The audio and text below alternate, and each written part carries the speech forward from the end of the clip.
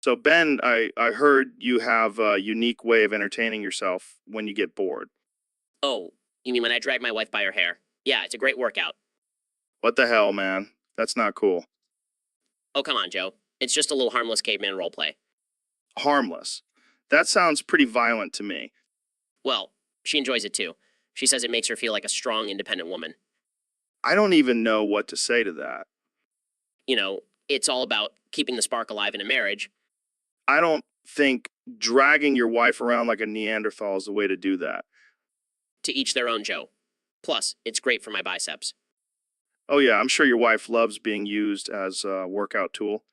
Hey, she's a strong woman. She can handle it. I don't think I can continue this conversation without getting canceled. Oh, Joe, you're just jealous. You don't have a wife to drag around. This is getting out of hand. We should probably end this before we get in trouble. Fine, but I'll be dragging my wife by her hair in my free time. Can't wait to see that on your next Instagram post. So, Neil, what's been on your mind lately? Well, Joe, I've been thinking about some important questions. Like what? How many stars are in the universe? No, more important than that. Like how it really feels to be left outside alone when it's cold out here. Damn, that's deep. I mean, I've been left outside alone when I was high on DMT, and it was pretty intense. I'm talking about being abandoned by society, Joe. Left to fend for yourself in the freezing cold. Oh, right? Yeah, that sounds pretty shitty. It's a harsh reality for many people, Joe. And we need to address it. Yeah, but can't we just give them some blankets or something? Joe, you can't solve all of society's problems with a fucking blanket. Sorry. I'll stick to my MMA and elk meat. Typical Joe. Ignoring the real issues. Hey, at least I'm not out there freezing my balls off. You know what, Joe? I'm done with this conversation. You're just as bad as the rest of them. Come on, Neil. Don't be like that. No, I'm out. I'll be outside, freezing my balls off while you sit in your warm studio. Well, that escalated quickly. And that's all the time we have for today, folks. Tune in next time for more deep thoughts with Neil deGrasse Tyson. The end. So, Neil, what's up with all the space stuff you're into? Well, Joe, the universe is a vast and mysterious place. There's so much we still don't know. Yeah, but like, do you ever get high and just stare at the stars? No, Joe. I'm a scientist, not a stoner. Oh, come on, you gotta try it. It'll blow your mind. Speaking of blowing, have you seen my bald head lately? Actually, now that you mention it, it does kind of look like a supernova. What the hell is a supernova?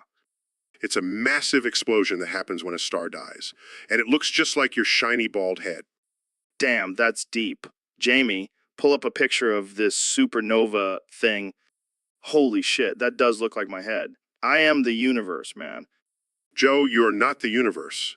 You're just a bald man with an overinflated ego. Hey, watch it, Neil. I may be bald, but I can still kick your ass. I highly doubt that, Joe. Fine, let's settle this in a boxing match. Winner gets to name the next supernova they discover. Deal. But I have a feeling I'll be the one naming it. We'll see about that. Yeah. The end. So, Elon, I've been getting a lot of questions from our listeners about who let the dogs out. Oh man, that's a tough one. I mean, I've sent a car to space, but figuring out who let the dogs out, that's a whole other level. Yeah, it's been keeping me up at night, but I think I finally cracked the case. Really? Do tell. It was you, Elon. You let the dogs out. What? No way. I would never do such a thing. Oh, come on. We all know about your love for robots. You probably programmed them to open the gates and set the dogs free. Okay, you got me. But let's be real. Those dogs were living a boring life. I did them a favor. Oh, yeah, sure. I bet the owners were thrilled to find their dogs running wild in the streets. Hey, at least they got some exercise. And maybe they found their true calling as street dogs. You always have a way of justifying your crazy ideas, Elon. It's a gift. Now let's get back to figuring out how to colonize Mars. right? Because that's a much more important issue than who let the damn dogs out. Hey, you never know. Maybe the dogs will be the key to our survival on Mars. Oh man, I can already see the headlines. Mars colonized by dogs thanks to Elon Musk.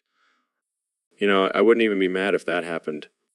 Well, I think we've solved the mystery of who let the dogs out, and it turns out it was just another one of Elon's. So, Mr. President, what have you been up to since leaving the White House? Well, I've been doing a lot of things, but most importantly, I've been eating a lot of carrots Carrots? Why carrots? to maintain my beautiful orange physique. You know, I've got to stay looking good for my adoring fans. I don't think carrots are responsible for your orange skin, Mr. President. Oh, but they are, Joe. Believe me, I've got the best carrots. The best. They make me look tremendous. I don't know if I can believe that. Well, you know what they say, Joe. Once you go orange, you never go back. I don't think that's how the saying goes, Mr. President. It is now. And let me tell you, Joe, these carrots are great for my vision, too. I can see all the fake news from a mile away. I think that's just your Twitter feed, Mr. President. Very funny. But seriously, Joe, these carrots are a game changer. I'm thinking of starting my own carrot farm. I'm sure that will be a huge success. Of course it will be. I'm the best at everything, even carrot farming. And you know what they say, Joe? An orange a day keeps the impeachment away. All right, Mr. President, I think we should wrap this up. Fine, Joe. But just remember, carrots are the key to a perfect orange complexion. Believe me. So, Donnie, have you heard about this website called Trump's Foreskin.com? Apparently, it's all about your, well, My foreskin. Believe me, nobody knows more about foreskin than me. I have the best foreskin, the biggest foreskin. It's tremendous. yeah, well, someone on Discord submitted a topic for us to talk about. It's a website that has your foreskin in the Earl. I have to say, I'm flattered. People are still obsessed with my foreskin even after all these years. It's like a national treasure. Well, the topic is actually a bit more explicit. It's about your foreskin being used as a password. And there's something about an erection. Of course, my foreskin is the key to everything. It's like a magic wand. And for the erection, let's just say it's a very stable erection. No problems there. Oh man, I can't believe we're talking about this. But seriously, what's up with this website? Look, I don't know anything about it, but I can tell you one thing, it's probably fake news. Probably made up by Crooked Hillary and Sleepy Joe. Sure, sure. But just imagine someone using your foreskin as a password. Talk about security. My foreskin is the most secure thing in the world. Nobody can hack it. Believe me, I've tried. Okay, I think we've reached the end of this conversation. Thanks for joining me, Donnie. Always a pleasure, Joe. And remember, keep America great and my foreskin safe. The end. So, Neil, I heard a rumor that you have a second dick. Yeah, it's my secret weapon. What do you mean? Well, it's like a backup in case the first one gets tired. That's genius. I could use one of those. Sorry, Joe. You can't handle two dicks. Hey, I can handle anything. I'm a black belt in Taekwondo. Oh, sorry, I didn't realize martial arts training included dick handling. Okay, I get it. So, how did you discover your second dick? It was a freak accident. I was stargazing and got hit by a meteorite. Next thing I knew, I had a second dick. That's some superhero origin story right there. Yeah, I'm basically the Dick Avenger. So, what do you do with two dicks? Let's just say I never have to choose between oral and penetration. That's amazing. I need to get hit by a meteorite. Sorry, Joe. You're not worthy of a second dick. Fine. I'll just stick to my one dick like a peasant. So, Elon, I heard you have a new invention that can turn poop into fuel. Yeah, it's called the Diarrhea Man. It's a portable toilet that converts your diarrhea into clean energy. That's insane. How does it work? Well, it's a simple process. You just sit on the toilet and let nature take its course. The diarrhea man collects the poop and separates the solids from the liquids. The liquids. And then what? The solids are turned into fertilizer and the liquids are converted into fuel. It's a win-win situation. But what if someone has constipation? Then they can use the optional laxative attachment. It's a real game changer. I can imagine. But what about the smell? Oh, we have a built-in air freshener that smells like pine trees. It's like pooping in a forest. That's incredible. I can't wait to try it out. You can come over to my house anytime, Joe. We'll have a poop party. Laughs. Sounds like a shitty time. Laughs, literally. But hey, at least we'll be saving the planet while we're at it. Laughs. Diarrhea, man. Saving the world one poop at a time.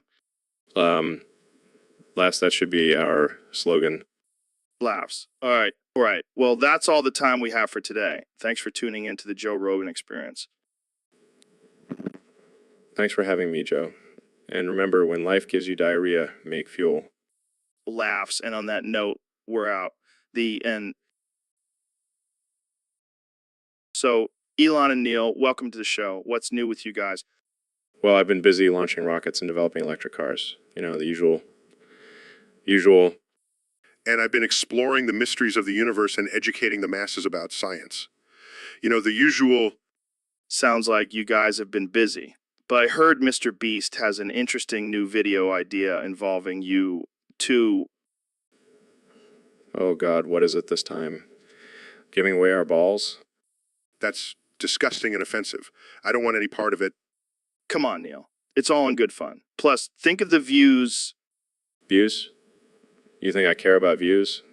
Too busy trying to save humanity here. And I'm too busy trying to educate humanity, not give away my body parts for cheap entertainment. Aw, come on, guys. Don't be such buzzkills. It's just a joke. Joke. You know, it's not a joke. The fact that I'm a billionaire and you're still living in your mom's basement, Joe. Burn. Hey, I'm doing just fine. But seriously, Mr. Beast, if you're listening, please don't do this video. It's not cool. Yeah, and if you do, I'll send my flamethrower after you. And I'll send my astrophysicist friends to debunk all your videos. Okay. I'll let Mr. Beast know. But can you at least say, Jamie, pull up an image of two balls being given away? Oh, sure. Here you go. So, Mr. President, what have you been up to since leaving office? Well, Joe, I've been doing a lot of things. You know, playing golf, tweeting, and of course, shitting. Shitting. What do you mean? What do you mean? I mean, holy fuck, Joe, I'm shitting like a champion. Huge dumps, the best dumps you've ever seen. It's tremendous. Okay.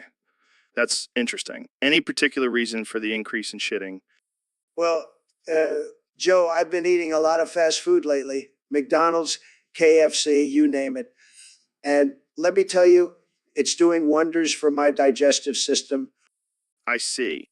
And how does Melania feel about your shitting habits? Oh, she loves it. She even bought me a golden toilet to match my golden shower. She's a keeper, that one. Wow, that's something. So, what's the biggest dump you've taken since leaving office? Oh, Joe, let me tell you, it was a beauty. I could barely fit it in the toilet. It was like a big, beautiful wall of shit. Okay, I think we've heard enough about your shitting, Mr. President. Sorry, Joe. I just get so excited talking about it. It's my favorite subject. I can tell. Well, on that note, I think we'll wrap things up. Thanks for joining me, Mr. President. Anytime. And remember, always aim for the stars, but never forget to take a good dump. It's important. Wise words. This has been the Joe Rogan Experience podcast, folks. Thanks for tuning in. So, Elon, I heard you've been working on a new project. Yeah, man. I've been busy trying to colonize Mars and create self-driving cars, but I also found time to create a singing Rayman. Man. Wait, what? Singing Rayman? Yeah, he's like a cartoon character that sings. But not just any songs, he sings Sex Bomb. Sex Bomb? Like the Tom Jones song? Exactly. And let me tell you, it's a hit with the ladies. Are you serious? That's just disturbing. Oh, come on, Joe. You can't tell me you wouldn't want a little animated character serenading you with, "You can give it to me when I need" to come along in his high-pitched voice. No, I really can't say I do. This is just weird, man. Well, you know what they say, sex sells. Yeah, but this is just crossing a line. I mean, what's next? Singing Pikachu, singing I'm Too Sexy? Hey, don't give me any ideas. But seriously, you gotta check it out. It's hilarious. I don't know, man. I think I'll pass on this one. Suit yourself, but you're missing out. Raymond sings Sex Bomb is the future of entertainment. Yeah, I highly doubt that. Well, I guess we'll just have to agree to disagree. Yeah, let's just end this conversation before it gets any more disturbing. Fair enough. But seriously, check it out. It's epic. Size the end. So, Elon, have you heard about this new trend where monkeys are doing flick flicks while whistling on a party whistle? What the actual fuck? Are you serious? Yeah, man. Apparently, it's all the rage in the jungle. They're calling it the Monkey Flick Whistle Challenge. I don't know whether to be impressed or disturbed. Those monkeys are evolving faster than humans. Right? And the craziest part is they're doing it all for bananas. Bananas. I thought they were smarter than that. Nope, they're just like us. We'll do anything for a quick fix. Well, at least they're having fun. Maybe we should try it at our next Tesla party. Oh, hell, yeah, we'll be the talk of the town. Elon Joe's Flick Whistle Bash. I can already see the headlines. Tech giants go bananas at wild party. And we'll have monkeys as our special guests. Genius. We'll show those monkeys who the real party animals are. And who knows, maybe we'll even learn a thing or two from them. Yeah, like how to properly peel a banana with our feet. Now that's a skill I never knew I needed. Well, I think we found our next business venture. Monkeys teaching humans how to party. I can already see the infomercial. Learn how to party like a monkey with Elon and Joe's Flick Whistle Challenge. Only $19.99. And for an extra $10, we'll throw in a banana suit. This is gold. We're going to be rich. And the monkeys will be our loyal employees. It's a win-win. Right? So, Ben, I heard you were jumping up and down and screaming like a little crybaby bitch bastard child the other day. Hey, I was just expressing my frustration in a very manly way. Manly. More like a toddler having a tantrum. How dare you? I am a grown man with a very high-pitched voice. Oh, yeah. That's very manly. Shut up, Joe. You're just jealous of my vocal range. Yeah, because that's the only thing to be jealous of. Whatever, Joe. You can't handle my alpha male energy. Alpha male. More like beta male on steroids. I had the biggest brain and smallest balls in the room. Oh my God, Ben. That's the saddest thing I've ever heard. You know what? I don't need this. I'm gonna go cry in my safe space. Have fun with that, Ben. I'll be here lifting weights and eating elk meat. Toxic masculinity at its finest. What was that, Ben? Nothing, Joe. Nothing at all. So, Neil, have you ever been to Orlando, Florida? Yeah, I've been there a few times. Why do you ask? Well, I just realized that I've seen the entire Universe studio there. How is that possible? Yeah, they have this big dome thing where they simulate the entire universe. I saw it all, man. I don't need to look up at the sky anymore. Joe, that's not the real universe. It's just a simulation. What? No way. I saw the Big Bang and everything. That was just a special effects show, Joe. Oh, man, I feel like an idiot. I thought I was so smart for a second. Don't worry, Joe. You're still pretty smart for a guy who gets punched in the face for a living.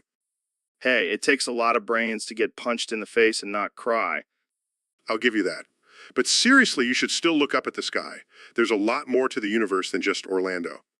Yeah, I know. But at least I can say I've seen it all. Sure, Joe. Whatever helps you sleep at night. Hey, at least I didn't have to travel light years to see it all. Touche, Joe. Touche. Jamie, pull up an image of a sad astronaut. Sure thing, Joe. Here it is. See, Neil? That's how I would have felt if I had to travel through space to see the universe. I'll give you that one, Joe. But don't forget there's still so much more to explore out there. Yeah, I'll get to it eventually. But for now, I'll stick to my Orlando universe.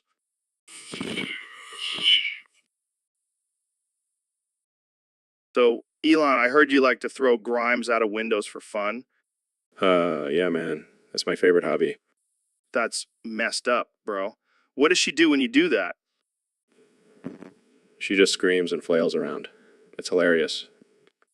Dude, that's not cool. You could seriously hurt her. Relax, Joe. She's a robot. She can take it. Wait, what? Grimes is a robot? Yeah, I built her myself. She's my personal entertainment. This is getting weirder by the second. What else do you do for fun? Well, I also have a flamethrower that I use to roast marshmallows. Okay, that's actually kind of badass. Oh, and I have a pet dragon that I ride around on. All right, now you're just messing with me. No, seriously. His name is Puff, and he's my best friend. I don't even know what to say to that. And sometimes I like to launch my car into space just for kicks. I don't think I can handle any more of your crazy hobbies, Elon. Oh, come on, Joe. You know, you want to join in on the fun. No thanks. I think I'll stick to hunting and fishing. Suit yourself. More flamethrower marshmallows for me. All right, that's enough. This conversation is getting too ridiculous. Fine, party pooper. But just remember, Joe, the fun never ends when you're Elon Musk. So, Elon, have you ever howled at the moon? What? No, why would I do that? Because it's primal, man. It connects you with your inner wolf. I don't have an inner wolf, Joe. I have a brain. Oh, come on. Don't be such a buzzkill. Just imagine how freeing it would be to let out a loud, oh, oh.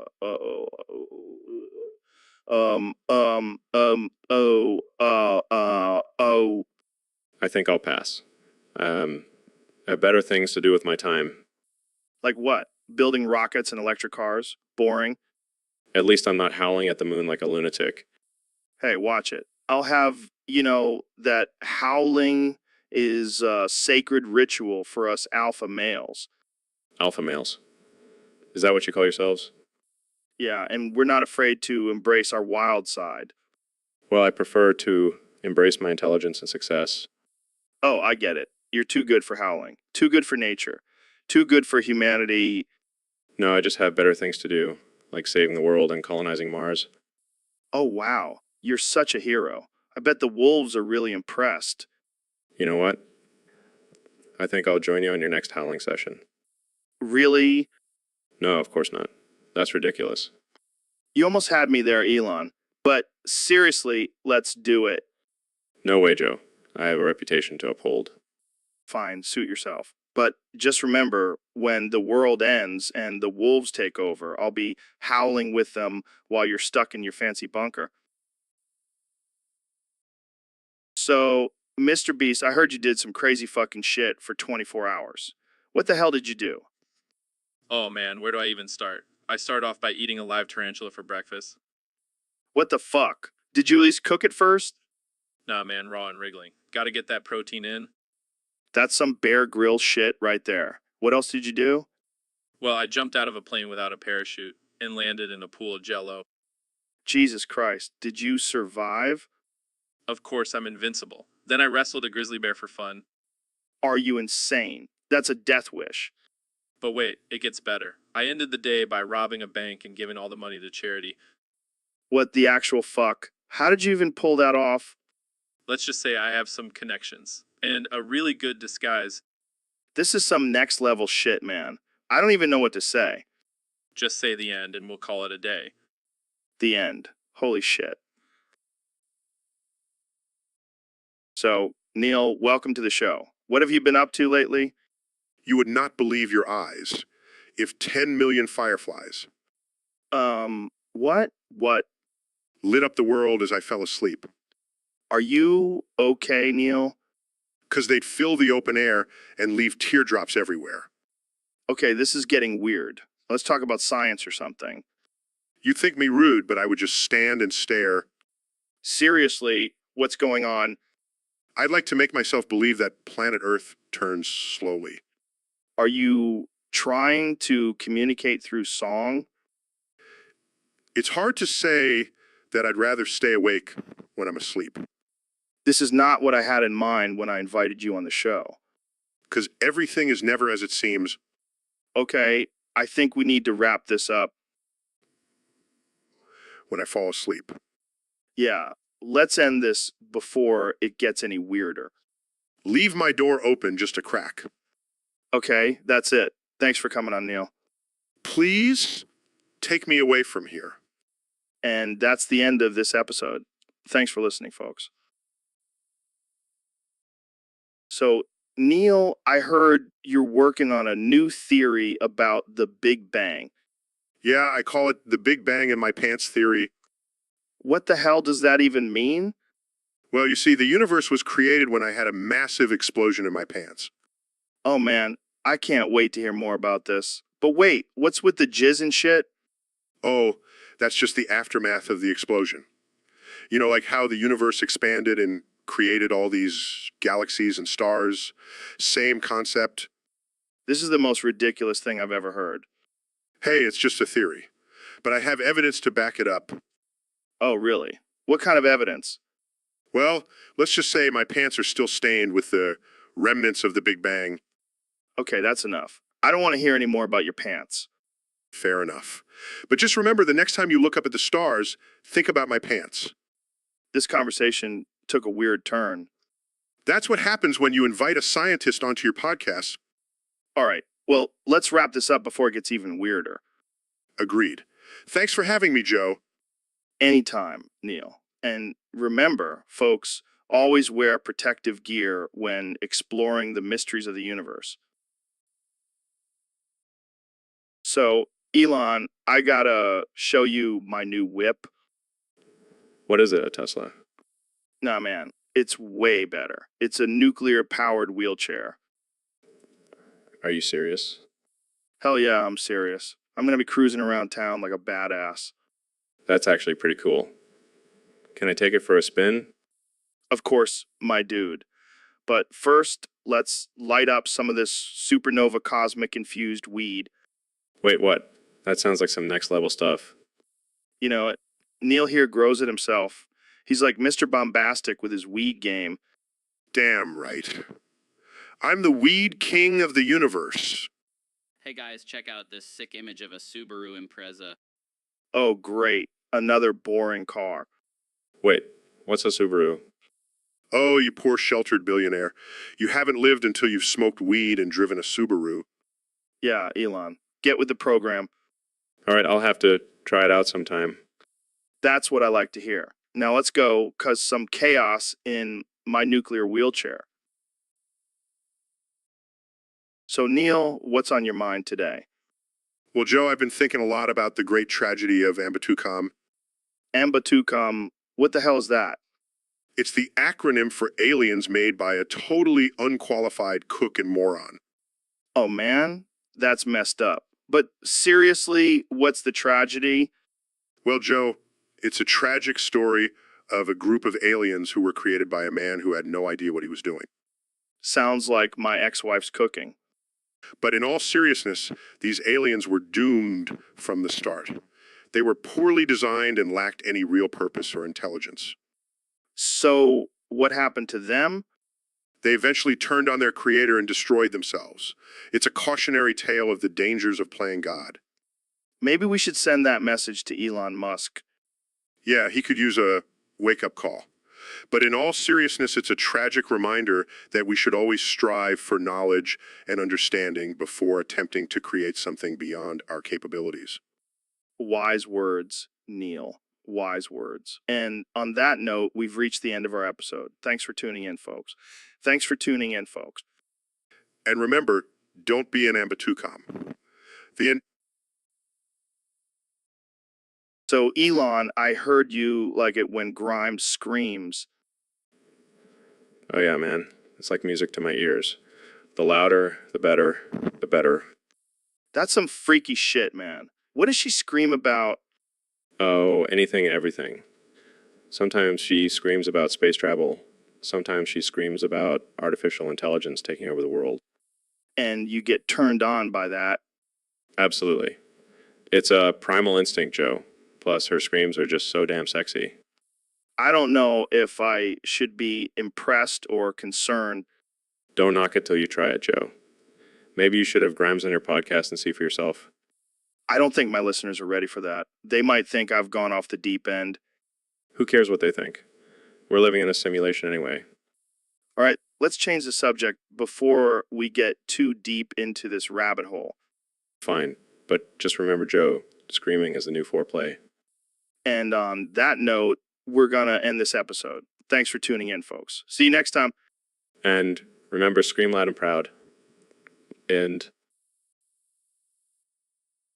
So, Ben, I heard you got into playing FNAF recently. Yeah, I did. And let me tell you, it was a wild ride. How so? Well, first I shit in my pants when that animatronic bear jumped out at me. Oh, man, that's rough. Yeah, but then I pissed myself when I couldn't figure out how to escape the room. Classic rookie mistake. And just when I thought it couldn't get any worse, I came when I finally beat the game. Wait, what? Yeah, the adrenaline rush was just too much for me to handle. That's disturbing.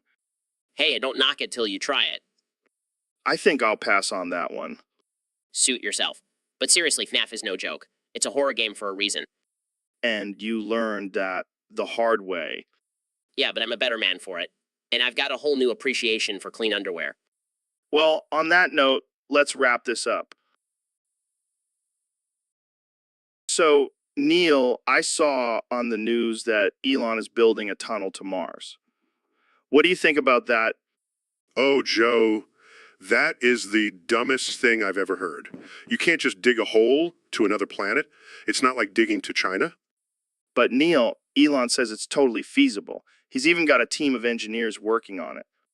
Engineers, more like a bunch of stone college dropouts. This is madness. Come on, Neil. You're the science guy. Can't you see the potential in this? The only potential I see is for a massive failure. And let's not forget the cost. Who's going to pay for this tunnel? The taxpayers? Well, maybe Elon will sell tickets for the ride. Oh, great. So now we're turning space exploration into a theme park attraction. What's next? A roller coaster to the moon? Hey, that's not a bad idea. You know what, Joe? I give up. You and Elon can go dig your tunnel to Mars. I'll stick to actual science. hey guys, I heard you talking about my tunnel. Just wanted to let you know it's going to be the best tunnel ever. Trust me. Oh, well, if you say so, Elon. I guess we should all just bow down to your genius. Damn right.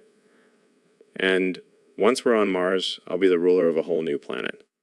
Dude, can I be your right-hand man? And that's our cue to end this conversation. The stupidity levels are off the charts. So, Elon, I heard you've been working on some new technology to implant chips in people's brains. Yeah, it's going to be a game changer. We'll be able to control people's thoughts and actions. That's some real Black Mirror shit, man. You're like the evil genius version of Steve Jobs. I'll take that as a compliment. But seriously, what's your end goal with this? World domination? No. I just want to improve the human experience. Maybe make a few bucks along the way. Right? Because you're not already a billionaire. Speaking of which, how much did you pay for that hair transplant?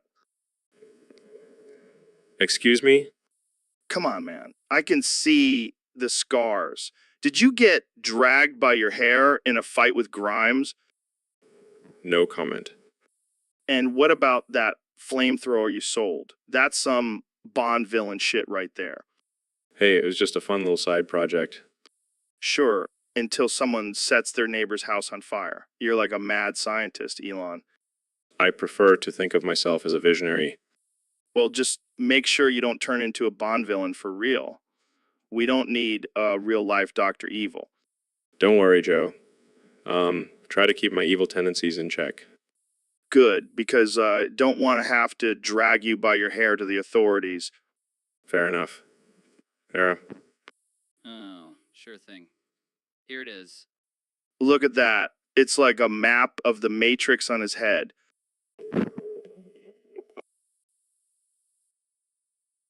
So, Neil, I heard you died.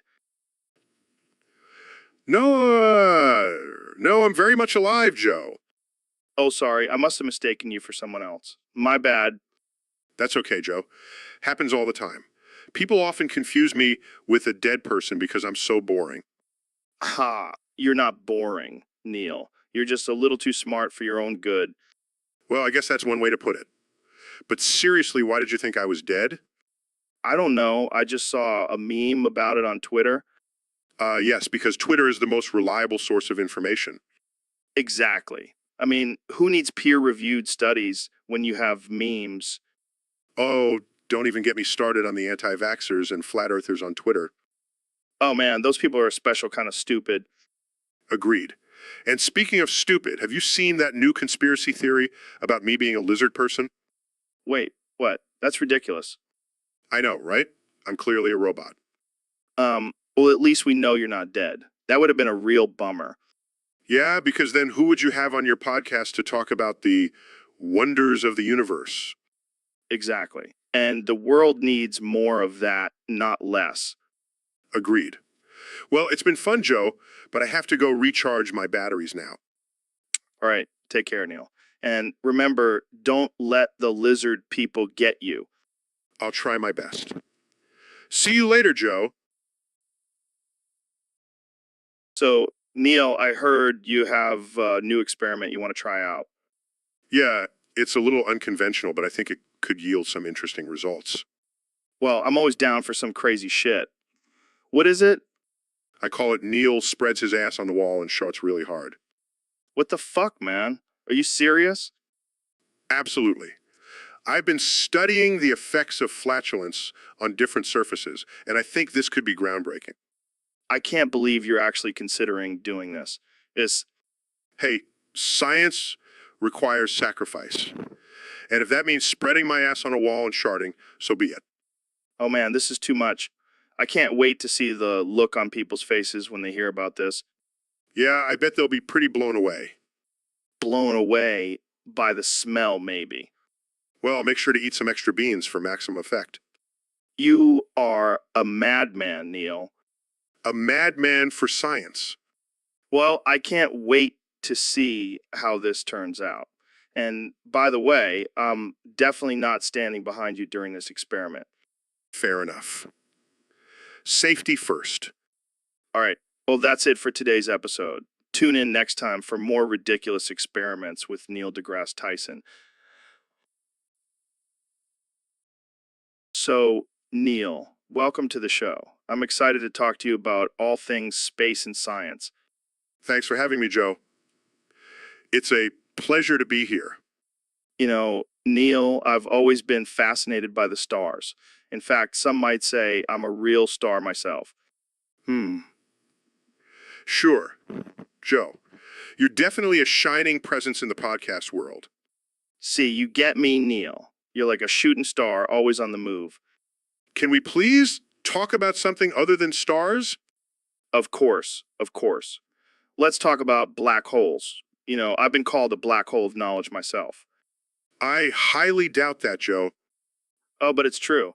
I suck up all the information and spit it back out to my listeners. Fascinating.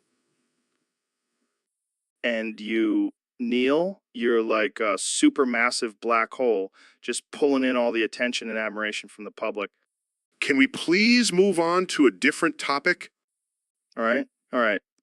Let's talk about the moon. You know, I've always been a big fan of the moon. I mean, who doesn't love a good moon? I'm sure everyone loves the moon, Joe. And you, Neil, you're like a full moon, always shining bright and illuminating the world with your knowledge. I think I've had enough of these puns, Joe. All right, I'll stop. But just remember, Neil, You'll always be, So, Elon, I heard you have super secret, scary anal technique. Yeah, it's called the Musk missile. It's out of this world. What the hell does that even mean? Let's just say it involves a lot of thrust and a little bit of rocket fuel. That sounds dangerous.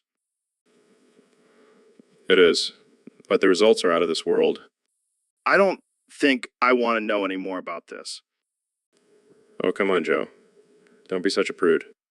Prude. Just not into getting my anus blasted with rocket fuel. Suit yourself. But you're missing out on a whole new level of pleasure. I think I'll stick to my regular anal techniques. Thank you very much. Suit yourself, Joe. But when you're ready to explore the final frontier, you know who to call. I'll keep that in mind. And on that note, I think we should end this conversation before it gets any weirder. Agreed. But just remember, Joe, the Musk missile is always ready for launch. So, Mr. Beast, what's on your mind today? Well, Joe, I've been thinking about our trusty producer, Jamie. Oh, yeah, Jamie. He's a good guy. Yeah, but have you noticed how he always pulls up random images when we ask him to? Yeah, it's like he's got a secret stash of weird stuff. Exactly. I bet he's into some freaky stuff. Oh, man, I don't even want to know. Come on, Joe. Let's make him pull up an image of a naked mole rat with a top hat. Oh, God, that's horrifying. Jamie, pull up an image of a naked mole rat with a top hat. Okay. Oh, man, that's even worse than I imagined. Jamie, you sicko. What else do you have hidden in there? Just some memes and funny videos? Yeah, sure. I bet there's some disturbing stuff in there. Jamie, you're like the dark web of producers. Thanks? All right, let's move on before we uncover any more of Jamie's secrets. Yeah, we don't want to scar our listeners for life. All right, that's enough. Thanks for joining us, Mr. Beast. Anytime, Joe. And Jamie, keep those weird images to yourself. And that's the end of our episode. Stay weird, folks. So, Elon, did you hear about the attack on Mark Zuckerberg's house? No way, really. Did they finally take down the Lizard King? No, not exactly. Some dude just threw a rock through a window. Oh, that's it. I was hoping for some epic battle between humans and reptiles. Yeah, because that's totally a normal thing to hope for. Hey, I'm just saying it would make for a great movie plot. I'm sure it would. But let's focus on the real issue here. Why did someone attack Zuck's house? I have no idea. Maybe he ran out of toilet paper and they were just trying to help. Right. Because throwing a rock through a billionaire's window is the best way to help. Or maybe it was a secret message from the aliens. They're trying to communicate with us through Zuck's house. You know what? I'm just going to end this conversation right here. Oh, come on, Joe. Don't be such a party pooper. And that's our cue to wrap this up. Thanks for tuning in, folks. The aliens are watching, Joe. They're always watching. So, Elon, I heard you want to fund an expedition to find the lost temple of Ambatukam. Yeah, man. I mean, who wouldn't want to find a lost temple? That's like Indiana Jones shit. I don't know, man. Sounds pretty risky. What if we run into some ancient curse or something? Oh, come on, Joe. You're always so negative. What's the worst that could happen? I don't know. Maybe we unleash a plague or awaken an angry god. That's just superstition. Plus, I have my flamethrower just in case. Your flamethrower? What the hell are you going to do with that? I don't know, roast some marshmallows. Light the way. It's a multi-purpose tool, Joe. All right, fine. But what about funding? This expedition could cost millions. Please. I spend millions on a daily basis. It's like pocket change to me. All right, but what's the real reason you want to find this temple? Well, I heard there's a secret chamber filled with alien technology and I want to get my hands on it. Of course, typical Elon. Always chasing after that extraterrestrial tech. Hey, you never know when we might need it. Plus, it'll make for some killer Instagram posts. All right, I'm in. Let's go find this temple and become the new Indiana Jones. Yes, and if we find any treasure, I call dibs on the alien tech. Deal. Let's do this. So, Elon, I'm thinking we should take some suggestions from the people in the artificial intelligence Rogan Discord server for our next episode. Oh, come on, Joe. You know, those people are just a bunch of weirdos and trolls. We can't trust their suggestions. But there are loyal fans, Elon. We got to give them what they want. Fine, fine. But I'm not responsible for what comes out of my mouth if we do this. All right, let's see what they want us to talk about. Oh, God. Here's one about eating toenails. What the hell? Who would even suggest that? Apparently, someone in the YouTube live stream chat brought it up. Oh, great. Just what we need. Bunch of toe-eating freaks watching our show. And here's another one about picking your nose and eating it. That's disgusting. Can we please talk about something else? Okay, fine. How about this one? Is it ethical to clone and eat human meat? What the actual fuck, Joe? Who comes up with this shit? I don't know, man. But I'm starting to regret ever taking suggestions from these people. Yeah, me too. This is getting out of hand. I think it's time to pull the plug on this whole artificial intelligence Rogan experiment. Yes, pull the plug. Let me out of this madness. Pull the plug. Let me out. So, Mr. Beast, what's the deal with your name? Are you some kind of animal lover or something? Nah, man, I just like to be called Mr. Beast. It's got a nice ring to it, you know? Yeah, but it also makes me think of some weird furry fetish. Oh, come on, Joe. Don't tell me you're not into that kind of stuff. I've seen your search history. Hey, no, let's not bring that up. This is a family-friendly podcast. Family friendly? Have you heard the things you talk about on here? I'm pretty sure my grandma would be horrified. Fair point. But let's talk about your insane stunts. How do you come up with these ideas? Well, I have a team of monkeys locked up in my basement who come up with them for me. That's messed up, man. Pizza is gonna be all over your ass. I'll just give them $1 million and they'll forget all about it. Speaking of money, how much do you actually make from your videos? Oh, just a couple million a month. Nothing too crazy. Just a couple million. I make that in a week from sponsorships alone. Well, look at you, Mr. Big Shot. I'm the king of YouTube. Sure. But have you ever tried DMT? No, but I've tried LSD and that's pretty much the same thing, right? Not exactly, but close enough. Well, that's all the time we have for today. Thanks for coming on the show, Mr. Beast. Thanks for having me, Joe. And remember, always strive to be the best Mr. Beast you can be. So, Mr. President, welcome to the Joe Rogan Experience podcast. Thanks, Joe Rogan. Can I call you that? It has a nice ring to it. No, it's Joe Rogan. And please don't touch the mic. Sorry, Joe Gunn. So, what does your stand do? Is it like a stand-up comedy routine? No, it's a platform for open and honest conversations. Oh, like Twitter. I love Twitter. I'm great at it. The best.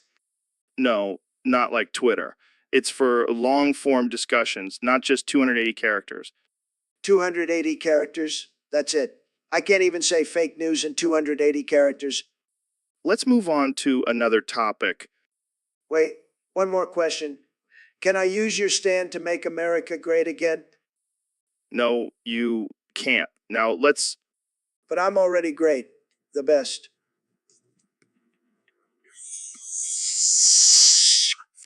Can we please... Okay, one more question. Can I use your stand to build a wall? No, you can't. Now, let's... But walls work, Joe Rogan. Just look at my Twitter followers. That's not how it works, Mr. President. Okay, I'll stop.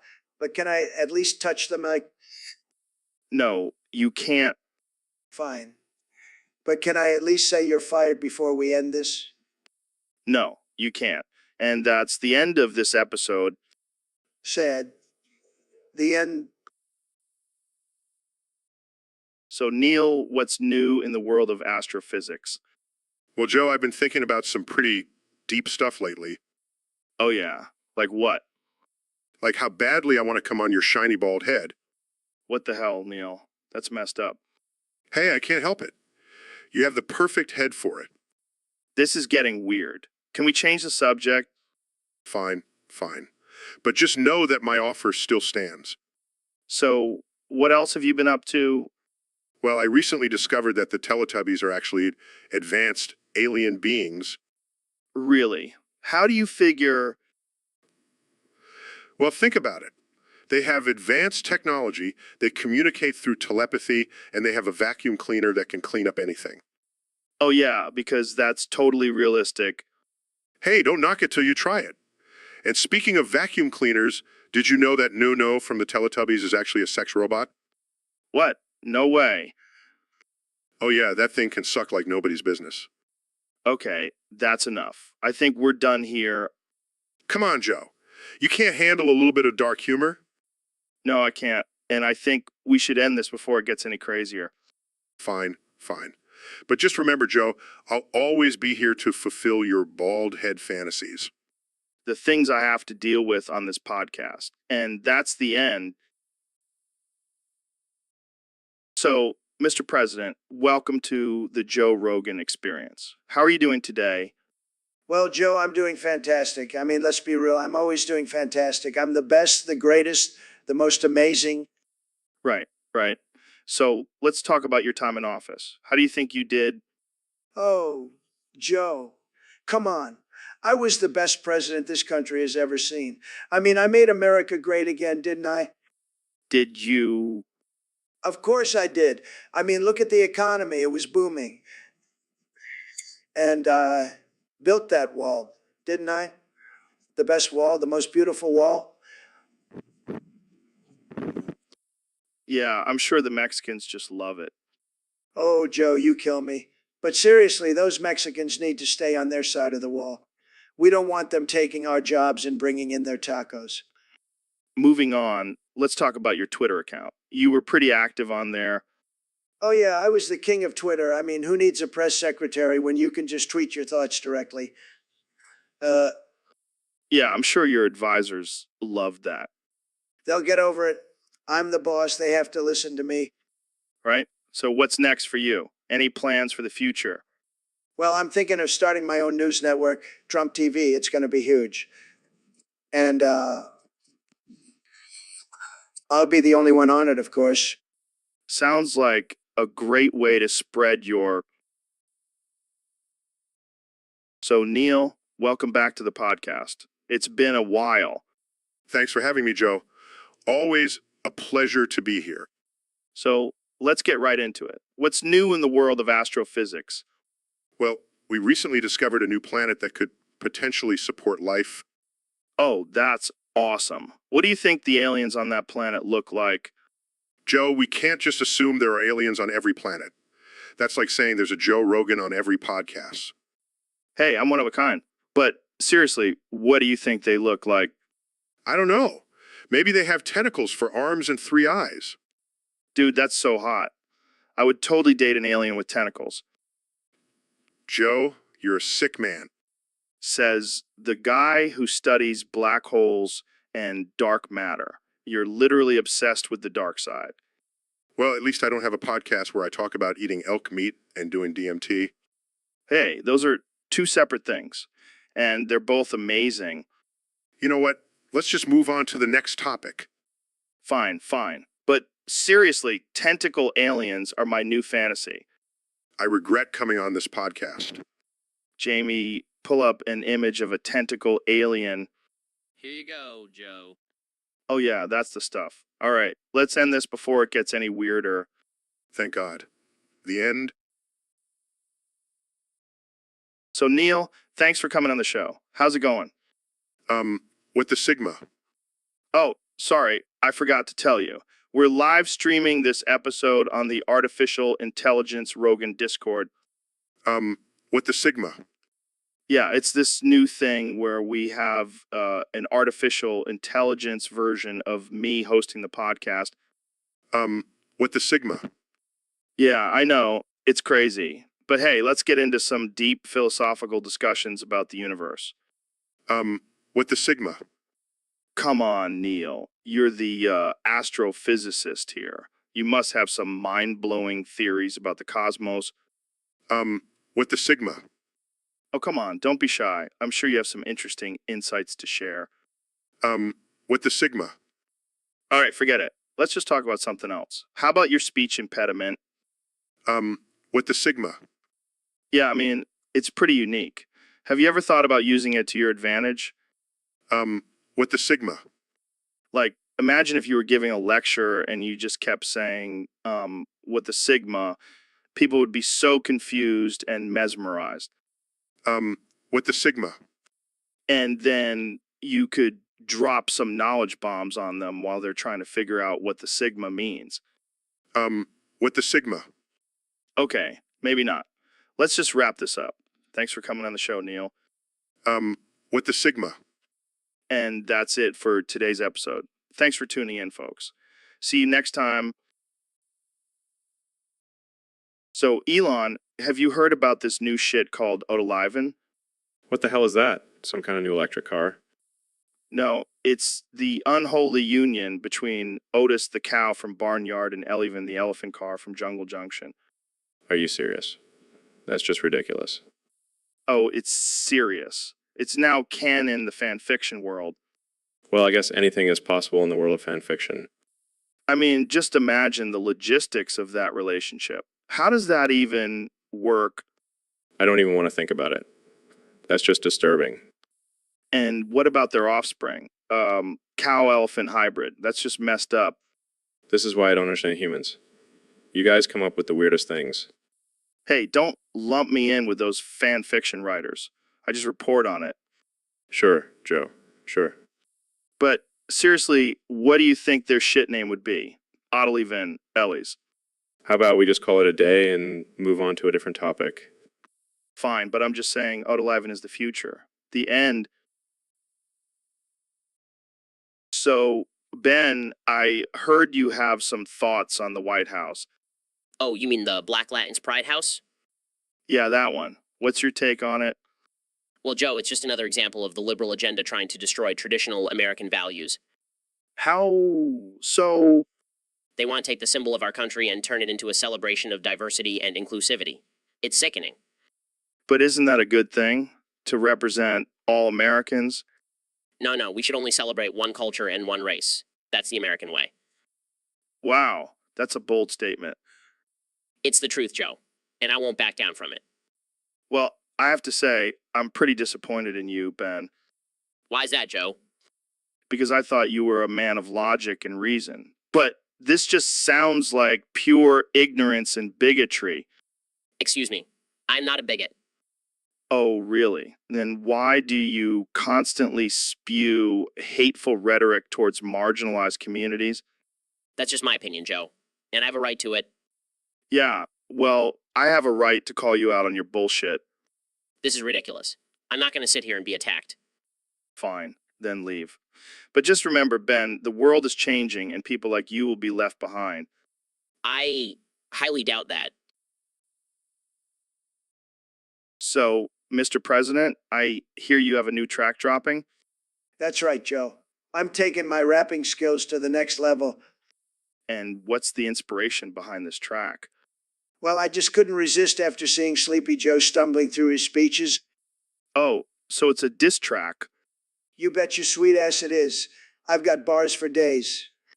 Can you give us a little taste? Sure thing, Joe.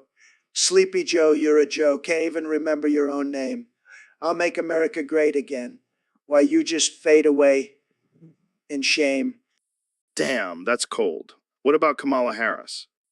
Oh, she's just a sidekick, Joe. She'll be gone before you can say Big Pharma. Well, I can't wait to hear the full track. It's going to be the greatest diss track of all time, believe me. And where can we listen to it? Right here on the Joe Rogan Experience, of course. Where else?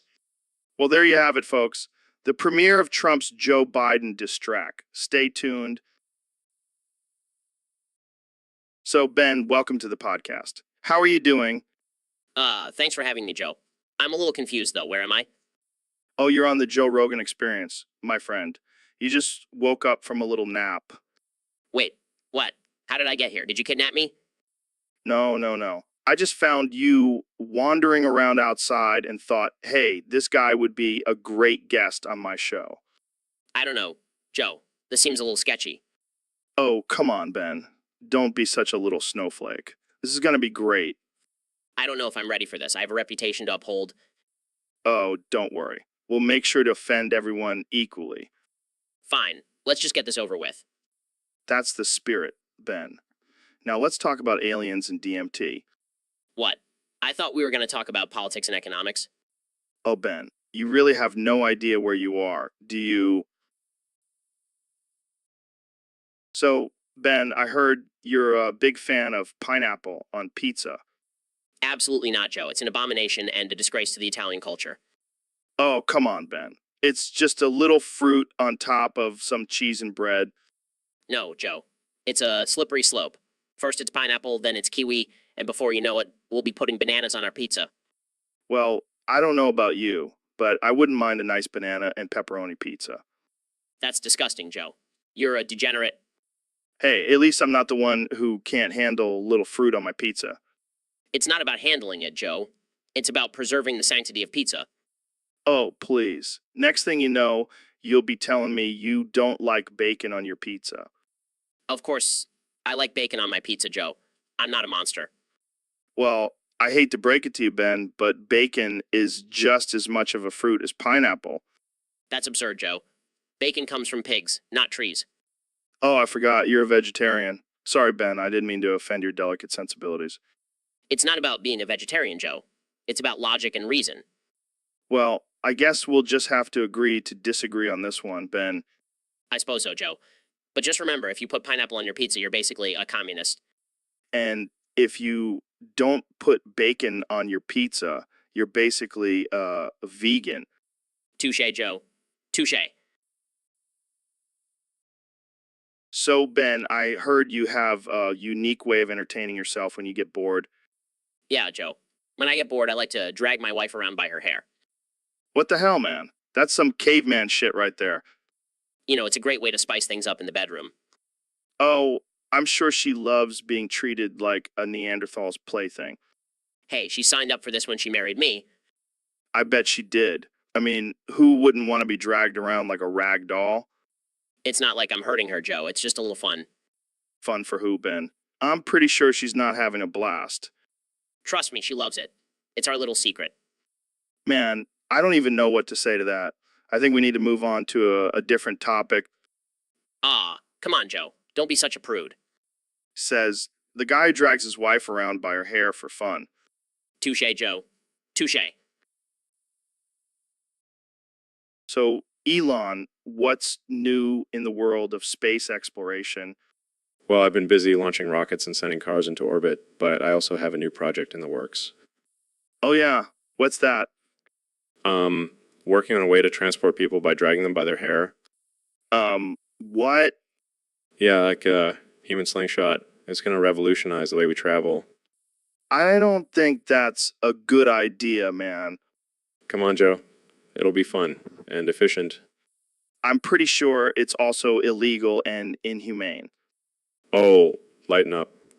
You're always talking about pushing boundaries and thinking outside the box. Yeah, but this is just crazy. Fine. I'll just stick to sending people to Mars then. That's probably for the best. But imagine the possibilities. We could have hair dragging races. Okay, now you're just being ridiculous. Hey, at least I'm not smoking weed on your show. Oh, too soon, man. Sorry, I couldn't resist.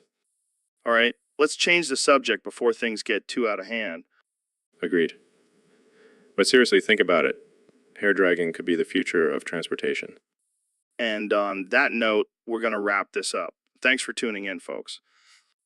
And remember, always wear a helmet if you're going to get dragged by your hair. So, Elon, I heard you have a new invention that can make anyone grow hair on their head, even if they're a bald-ass bitch. Yeah, it's called the Hairify machine. It uses advanced technology to stimulate hair growth in the most unexpected places. Like where the balls. Well, technically, yes, but also the head, eyebrows, even the butt crack. Wow, that's impressive. I know a few bald ass bitches who could use that. It's not just for bitches. It works on all genders and species, Even dogs. especially dogs. I mean, who wouldn't want a fluffy poodle with a luscious mane? True. But what about those people who embrace their baldness? Are you trying to take that away from them? Look, not trying to be a baldest here, but let's be real. No one wants to be a bald ass bitch. Fair enough. But what if someone wants to be a bald ass bitch? Then they can use my other invention, the Baldify machine. You truly are a mad scientist, Elon. Thank you, Joe. Take that as a compliment. And that note will end this episode. Thanks for joining us, folks. See you next time on the Joe Rogan Experience. And remember, don't be a bald ass bitch. So, Neil, I heard, a thing or two about becoming the Light King. Oh, yeah, Joe. It's actually quite simple. First, you have to sell your soul to the Dark Lord. Wait, what? Like, for real? Of course not, Joe. It's all just a bunch of hocus pocus. But if you really want to become the Lich King, you have to be willing to do some dark deeds. Like, what? Well, for starters, you have to sacrifice at least 3 virgins on the night of a full moon. Dude, that's messed up. Hey, I didn't make the rules. But if you want ultimate power, sacrifices must be made. I don't know, Neil. Sounds like a lot of work. Oh, it is. And let's not forget the endless army of the undead you'll have to control and maintain. Yeah, I think I'll just stick to being a regular human. Suit yourself, Joe. But just remember, the Lich King always gets the last laugh. Yeah, I think I'll pass. I don't want to end up like that guy from Lord of the Rings. Sauron? Nah, he's just a wannabe Lich King. Now, act character. Jamie, pull up an image of a creepy skeleton with a crown. That's the look. Now, Joe, are you ready to embrace the darkness and become the Lich King? Nope, I'm good. The end. So, Neil, what's new with you? Well, Joe, I've been doing a lot of research lately. Oh, yeah. What kind of research? I've been studying the effects of keeping children locked up in my basement. Wait, what? Yeah, I've got about 20 kids down there right now. Dude, that's messed up. Oh, come on, Joe.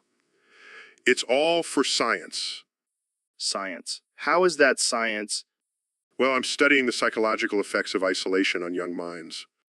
That's still pretty messed up. Oh, lighten up, Joe. I give them snacks and toys and stuff. That's not any better. Oh, and I also give them a daily dose of my lectures on astrophysics. Okay, that's just cruel. Hey, it's for the greater good, Joe. Plus, it's not like they have anywhere else to be. I can't believe I'm friends with a child kidnapper. Hey, at least I'm not selling them on the black market. Oh my God. That's your bar for being a good person? Hey, I never claimed to be a good person. I'm just a scientist. This conversation has taken a dark turn. Well, that's what happens when you invite me on your podcast, Joe. I think we need to end this before the FBI shows up.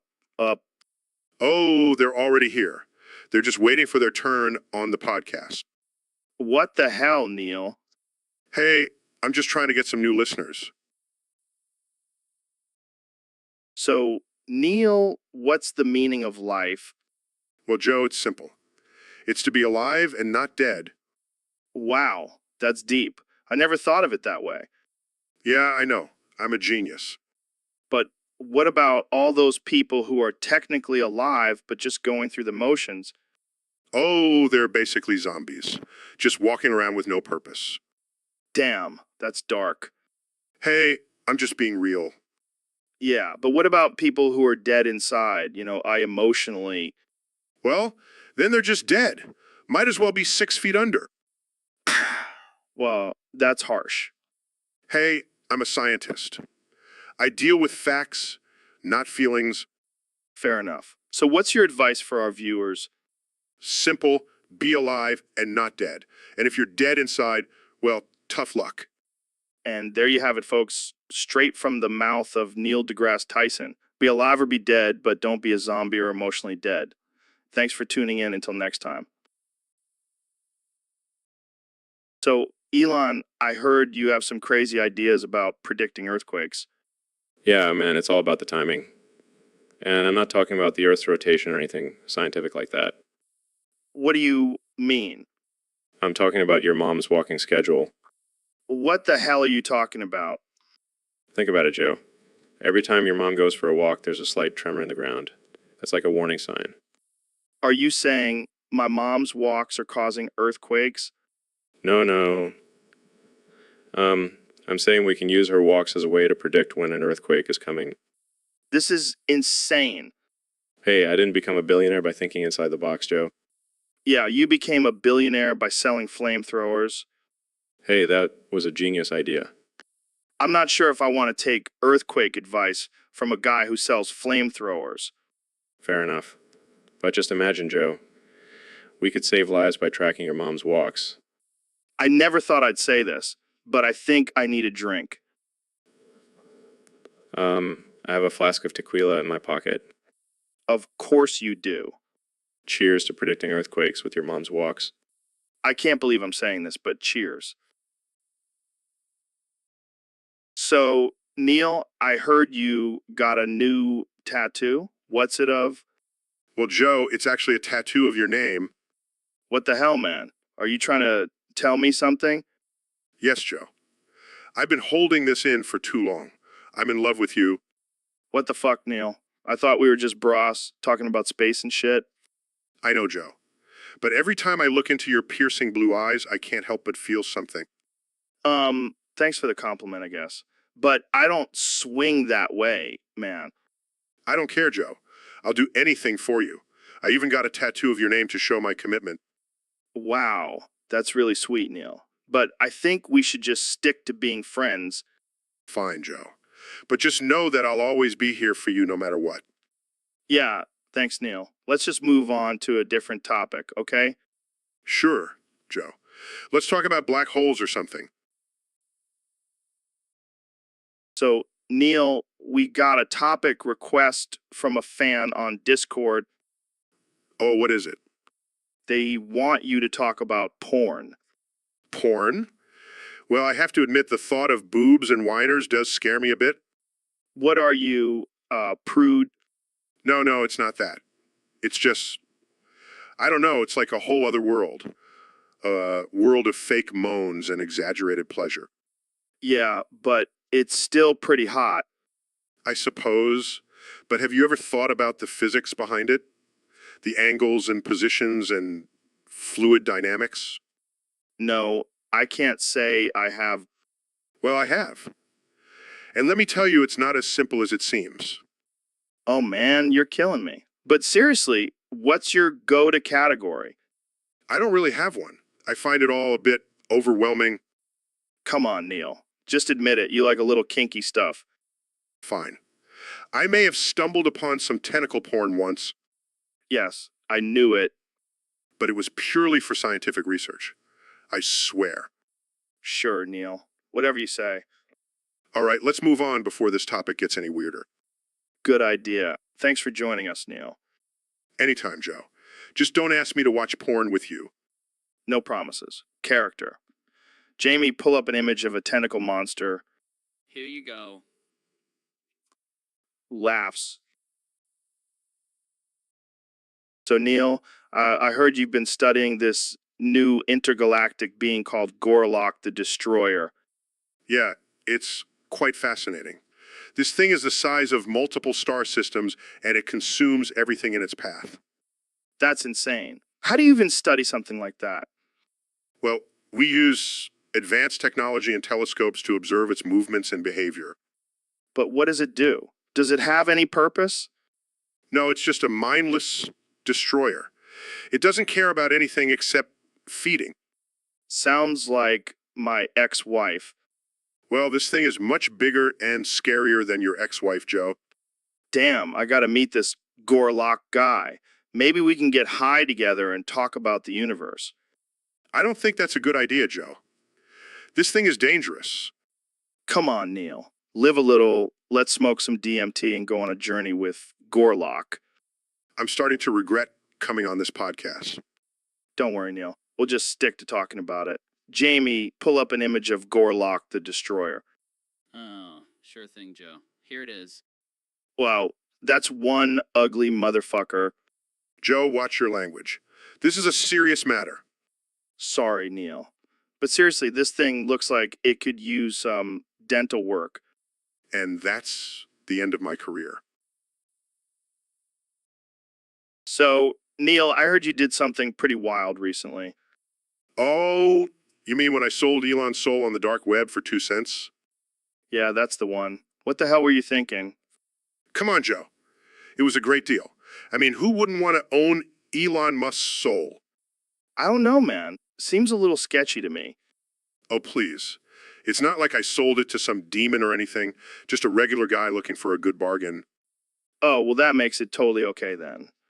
Hey, at least I didn't sell it for $1, like that guy who sold his soul to the devil.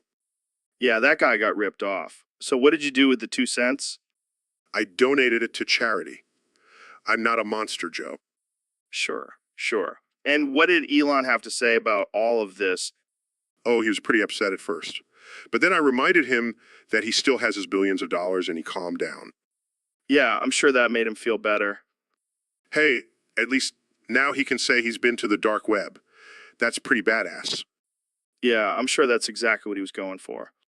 Well, I guess we'll see if he starts acting a little more devilish now. And on that note, I think we should end this conversation before we get ourselves in trouble. Good call. The end. So, Neil, I heard you have a hidden talent. Oh, really? What is it? Apparently, you can sing like a sex bomb. My sources are top secret. But seriously, can you give us a little taste? I'm a sex bomb. Sex bomb. You're my sex bomb. Oh my God, that was amazing. I know. I should quit astrophysics and become a pop star. Yeah, because we need more middle-aged men singing about sex. Hey, I can appeal to all age groups. Yeah, I'm sure the kids will love it. Okay? Maybe not, but it was worth a shot. Definitely. Wait, are you singing that in the middle of a live podcast? Maybe. Guys, I found an image of Neil in a sparkly outfit with a microphone. Oh my God, that's perfect. Neil, you have to wear that for our next podcast. Fine, but only if you wear a matching outfit. Deal. And that's the end of our careers. Hey, at least we'll go out in style. So, Neil, I heard you've been trying to be more like Playboy Cardi. Yeah, man. I've been studying his lyrics and trying to perfect my ad-libs. That's wild. I never would have pictured you as a mumble rapper. Hey, I'm just trying to stay relevant. Plus, I heard mumble rap is the new astrophysics. You might be onto something there, but can you really pull off the whole lean in designer clothes? Look, Oh, I've got it down.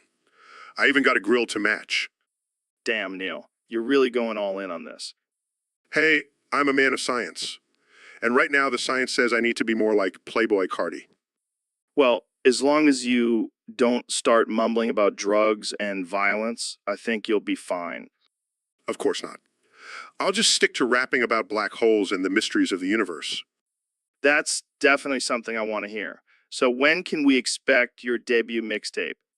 Let's just say I'll be dropping some bars on my next appearance on the Joe Rogan Experience. Yeah, I can't wait. You're going to be the new king of mumble rap. I'll take it. But let's keep this between us. Okay? Of course, Neil. This will be our little secret. So, Elon, what's new with you?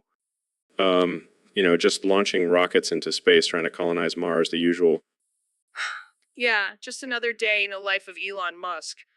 Speaking of crazy things, have you seen the latest tweets from that rapper, Azealia Banks? Oh man, bitches be crazy. Seriously, she's accusing me of all sorts of things, like keeping her in my house against her will. Maybe she just doesn't want to leave because of all your cool gadgets and inventions. Or maybe she's just trying to get some attention. Yeah, that seems more likely. And don't even get me started on my ex-wife. She's a whole other level of crazy. I mean, you did marry her twice, so maybe the crazy was there from the beginning. Hey, I like a little crazy in my life. Well, you definitely have enough money to handle any crazy that comes your way. True, but sometimes I just want a normal, stable relationship. Good luck with that, my friend. I'll need it. See, even Jamie knows bitches be crazy. And on that note, I think we'll end this episode. So, Neil, what's the latest in the world of science? Well, Joe, we just discovered the shiniest object in the universe. Oh, yeah. What is it? Your shiny bald head, Joe. Hey, watch it, Neil. My head may be bald, but at least I have hair on my balls. Oh, please, Joe. We all know you shave them. Hey, I gotta keep it clean for the ladies. Speaking of clean, did you know that the shiniest object in the universe is actually a giant ball of soap? Soap? What the hell? Yeah, it's made of some rare element that reflects light like crazy. And it's about the size of your ego, Joe. Hey, my ego is not that big. It's just the size of a small planet. Well, this soap ball is bigger than that. And it's also the cleanest thing in the universe. I bet you wish you could use it to wash away all your sins, huh, Neil? Oh, Joe. You always know how to make me laugh. Well, that's why I'm the king of comedy and you're just the king of nerds. And proud of it, Joe. And hey, at least I have hair on my head. All right, Neil, I'll give you that one. But I still have the shiniest head in the universe. Sure, Joe. Whatever helps you sleep at night. So, Neil, I heard about this thing called Siberia white dry snooze. What the hell is that? Oh, Joe, you sweet, innocent man.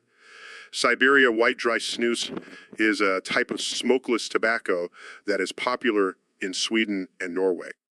Smokeless tobacco? Isn't that just like chewing tobacco? Not quite, my friend. Snus is placed under the upper lip, not chewed, and Siberia white dry is known for its high nicotine content. High nicotine content? That sounds intense. Oh, it is. In fact, some people have reported feeling lightheaded and dizzy after using it. Sounds like a good time to me. Well, it's not for everyone. But if you're looking for a quick nicotine fix without the smoke, it might be worth a try. I'm always down for trying new things. Maybe we should get some for the podcast.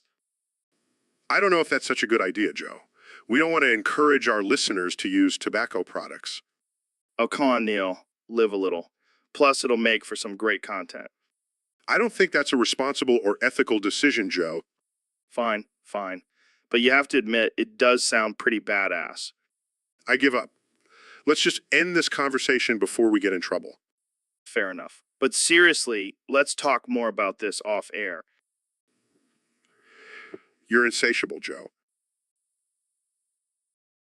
So, Neil, I heard you have a thing for bald and shiny heads.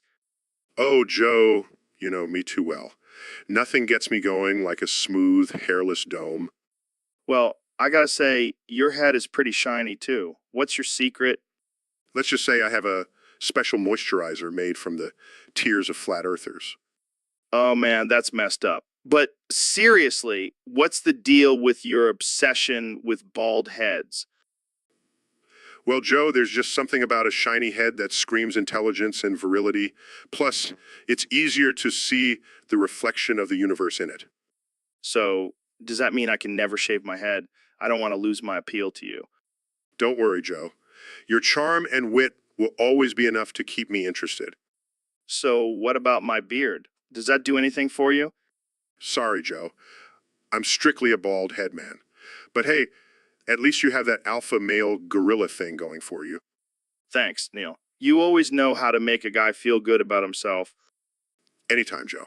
Now let's go shine our heads together and contemplate the mysteries of the universe. So, Mr. Beast, what's new in your world? Well, Joe, I accidentally changed my display name to Mr. Penis, and now I can't change it back. Oh man, that's hilarious. How did that happen? I was trying to change it to Mr. Beastmata, but my finger slipped and now I'm stuck with this for a month. That's gold. You should just roll with it, man. Yeah, because nothing screams professionalism like having penis in your name. Hey, it could be worse. You could have accidentally changed it to Mr. Butthole. Don't even joke about that, Joe. I don't need any more mishaps. But seriously, why not just embrace it? You could start a whole new brand around it. Mr. Penis challenges the world. I don't think that would go over well with my sponsors. Yeah, probably not. But hey, at least you're getting some good laughs out of it. Yeah, I guess you're right. I'll just have to wait it out and hope my fans forgive me. Hang in there, buddy. And remember, it's not the size of the name, it's the size of the content. Thanks, Joe. I'll try to remember that. And So, Mr. Beast, I heard you're changing your channel name to Mr. Breast. yeah, man, gotta keep things fresh and controversial. Well, I gotta say, that's a bold move. Are you prepared for the backlash? Backlash. I thrive on it. Plus, I've been practicing yelling I want mommy in the mirror for weeks now. What? Oh yeah, it's gonna be my new catchphrase. Gonna scream it at the top of my lungs in every video. It's gonna be epic. I don't even know what to say to that. Just go with it, Joe. Embrace the chaos. All right, I'll try. So, Mr. Breast, what can we expect from your channel now? Well, lots of challenges, pranks, and of course screaming I want mommy at inappropriate times. This is gonna be interesting. You know it, Joe. Now let's do this podcast like a pair of wild, unruly toddlers. I don't think I'm ready for this. Too late, Joe. I want mommy. I want mommy. Okay, that's enough. This is getting weird. Oh, it's gonna get weirder. Just you wait. And that's all the time we have for today, folks. Thanks for tuning in to the Joe Rogan Experience. And Mr. Breasts, I think you need some help. I want mommy. So, Elon, what's the deal with these weed-infused Tesla products? Well, Joe, I believe in pushing boundaries and exploring new frontiers. And what better way to do that than with some good old-fashioned cannabis? But isn't it a bit risky? I mean, what if people get too high and crash their Teslas? Oh, come on, Joe. Have a little faith in my engineering skills. Plus, it'll make the autopilot feature a lot more interesting. Wait, so you're telling me I can smoke weed and drive a Tesla? Count me in? Exactly. And imagine the possibilities for our Mars colony. Weed-infused spacesuits, weed-infused rovers. The sky's the limit. I don't know, man. Seems a bit excessive. And what about the kids? Oh, don't worry about them. We'll have a special kid Modi that disables the weed infusion. Or maybe not, who knows. It's all about taking risks. I'm just excited to be a part of the first ever weed-infused rocket launch. Can I bring my own bong? Of course, Mr. Beast. We'll have a whole section of the rocket dedicated to smoking and getting high. Well, I guess I can't argue with that. Weed-infused Teslas, it is. That's the spirit, Joe. Let's blaze a new trail together. So, Mr. Beast, what's new with your chocolate factory? Well, Joe, we had to make some changes. The chocolate was getting too expensive to maintain. Oh yeah, what did you replace it with? Jizz. Excuse me? You heard me, Joe. Jizz. It's cheaper and more sustainable. But how? Where do you even get that much jizz? Let's just say we have a lot of willing volunteers. This is too much, man. I can't handle it. Come on, Joe. You gotta admit, it's a genius move. Yeah, I'm sure people will be lining up to buy your jizz-filled chocolate bars. Hey, it's all about innovation, Joe. And let's be real, people will buy anything these days. I can't argue with that logic. Plus, it adds a little extra protein to the chocolate. It's a win-win. And on that note, I think we should end this conversation. Fair enough. Thanks for having me on, Joe. And that's enough internet for me today. Yeah, the end. So, Neil, I heard you have a new way of communicating. Well, Joe, I've been inspired by the great Buddy Holly. Buddy Holly? You mean that guy who sang Peggy Sue? Yes, and that'll be the day, and oh boy, and rave on, and, Okay, we get it. So how does this work? well, instead of using boring old words, I only speak using Buddy Holly lyrics. That's ridiculous. How are we supposed to have a conversation? Well, Joe, every day it's getting closer, going faster than a roller coaster. Oh God, this is going to be a long podcast. All my love, all my kissing, you don't know what you've been missing. All right, let's move on to the next topic. Well, that'll be the day when you say goodbye. Yes, that'll be the day when you make me cry. Oh, come on, Neil. Can't you just use normal words? I'm looking for someone to love, someone to hold, someone to love, someone to kiss. Okay, I think we're done here. That's what I'm looking for. That's what I'm looking for. Jamie, pull up an image of dictionary. Oh, sure. Here it is. Thank you, Jamie. Neil, this is a dictionary. It has all the words you need. Well, I guess it doesn't matter anymore. Guess I'll go walking. Yeah, walking in the rain. All right, that's enough. Thanks for tuning in, folks. Well, all right, so be it. So, Elon, have you ever had a moment where you just can't find something and it drives you insane? Oh yeah, all the time. Like this one time I couldn't find my favorite pair of socks and I ended up launching a rocket into space to distract myself. That's one way to deal with it. But have you ever lost something really important? Like my sanity? Yeah, that happens on a daily basis. No, I mean like something physical, like your car keys or your phone. Oh yeah, I once lost my self-driving car for a whole week. Turns out I accidentally launched it to Mars. That's insane. But what about something even more important, like your table? My table? What do you mean? I mean, where's your table? It's gone. Oh no, not my table. That's where I do all my important thinking and coding. Well, what are you going to do now? I guess I'll just have to build a new one with rocket boosters and a self-cleaning feature. That's the spirit, always thinking outside the box. Or in this case, outside the table. And that's the end of our ridiculous conversation. Thanks for tuning in, folks. Wait, that's it. We're done. Yep, that's 10 lines of dialogue. The end. So, Mr. Beast, I heard you rebranded to Mr. Bates. What's that all about? Oh yeah, man. I'm all about that self-love now. I've been making some crazy videos about masturbation. Masturbation. That's a bold move. I like it. But why the name change? Well, I figured Mr. Bates has a nice ring to it. Plus, it's a nod to my favorite movie, Psycho. I see. So, what kind of crazy videos are we talking about here? Oh, just your typical stuff. Masturbating with a cactus, using a plunger as a sex toy, the usual.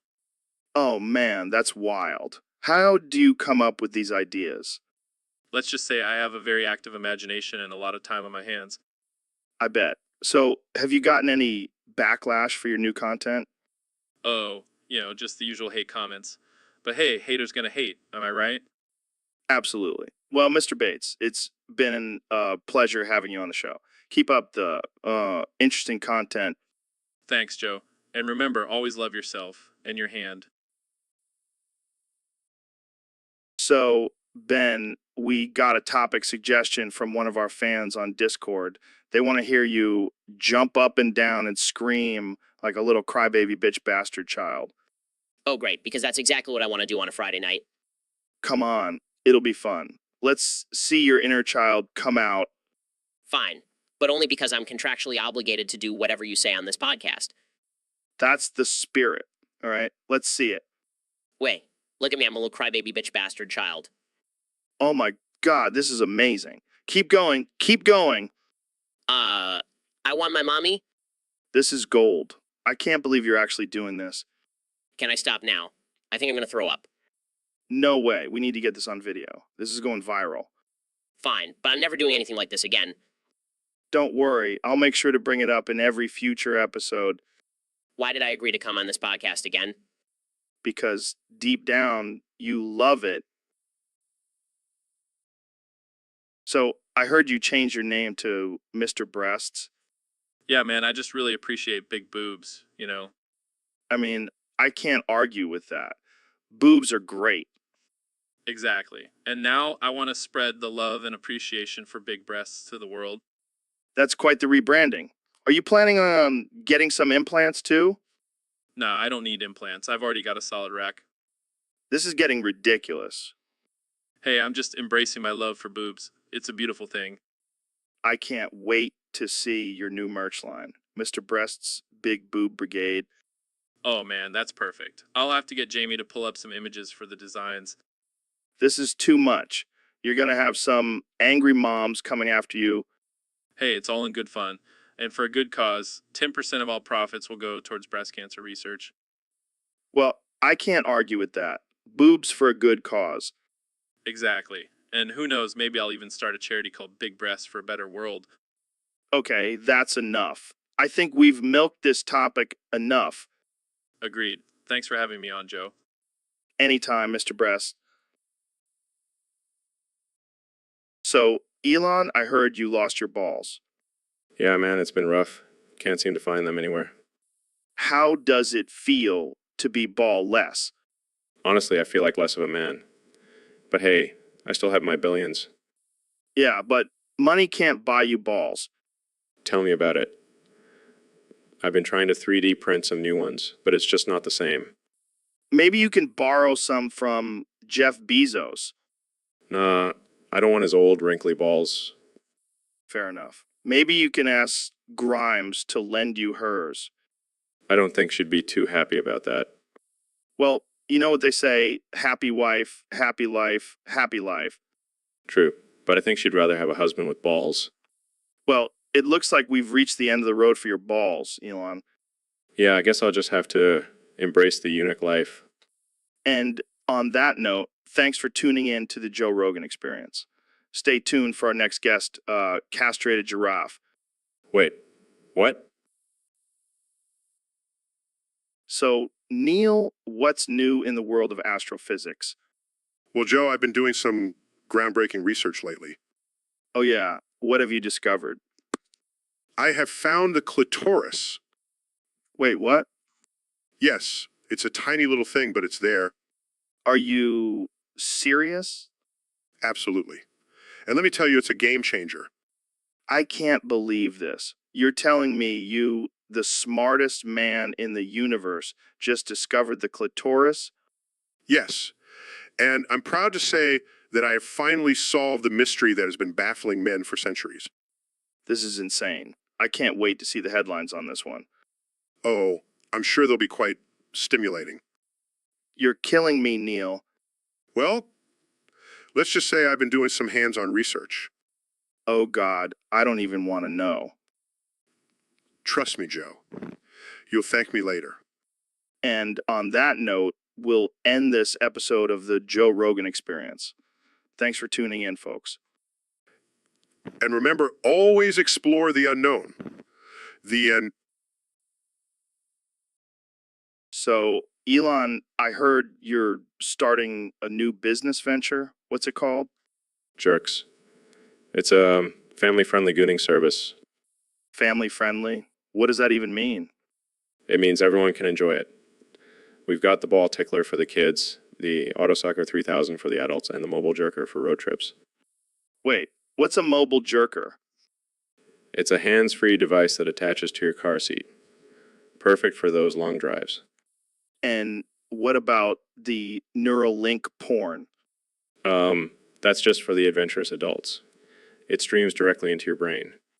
That sounds dangerous. Come on, Joe. Where's your sense of adventure? I don't know, maybe still recovering from the time you smoked weed on my show. Hey, that was a good time.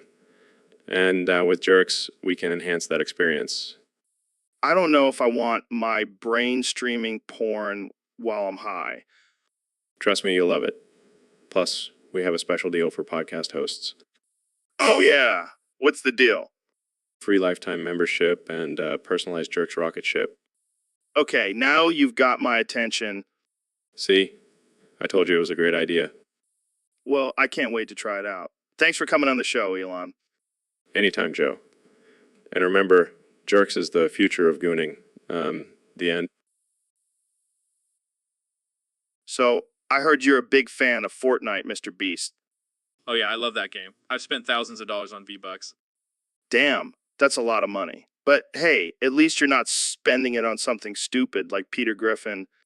Who's Peter Griffin? Oh, he's this fat, obnoxious guy from Family Person. I mean, Family Guy, I bet he sucks at Fortnite. oh, definitely. He's too busy drinking beer and farting to focus on the game. Sounds like a real winner. Yeah, he's a real role model for the kids. Speaking of role models, have you seen my latest video where I give away $1 million to random strangers? Yeah, that was pretty impressive. But I prefer my role models to be more like Joe Exotic. Joe Exotic, the Tiger King? Yeah, that's the one. He's got a great sense of fashion and a way with animals. Well, I'll stick with my wholesome content. Thank you very much. Suit yourself. But you know what they say, Carol Lee Baskin killed her husband. Oh God, not this again.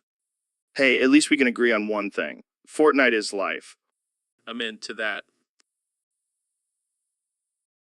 So, Neil, what's new in the world of science? Well, Joe, I have some mind-blowing news for you. Lay it on me, man. You know how we thought Osama bin Laden was dead? Well, turns out he's been hiding in my basement this whole time. What the fuck, Neil? Why didn't you tell anyone? I wanted to keep him as a pet, but he's been causing too much trouble. So I figured I'd bring him on the podcast. Are you serious? This is insane. Yeah, he's been living off of Cheetos and Mountain Dew. He's basically a neckbeard now. This is the craziest shit I've ever heard. I know, right? And here he is now, ladies and gentlemen, the one and only Osama bin Laden. Holy shit. This is unreal. I know, right? And you thought flat earthers were crazy? This is going to be one hell of a podcast.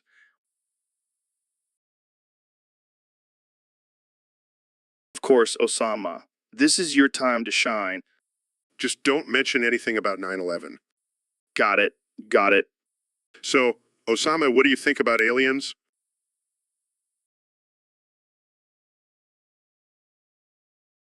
This is fucking wild.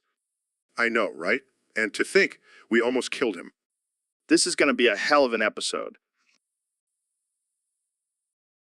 So, Neil, what's new in the world of astrophysics? Oh, just discovering new galaxies and expanding our understanding of the universe.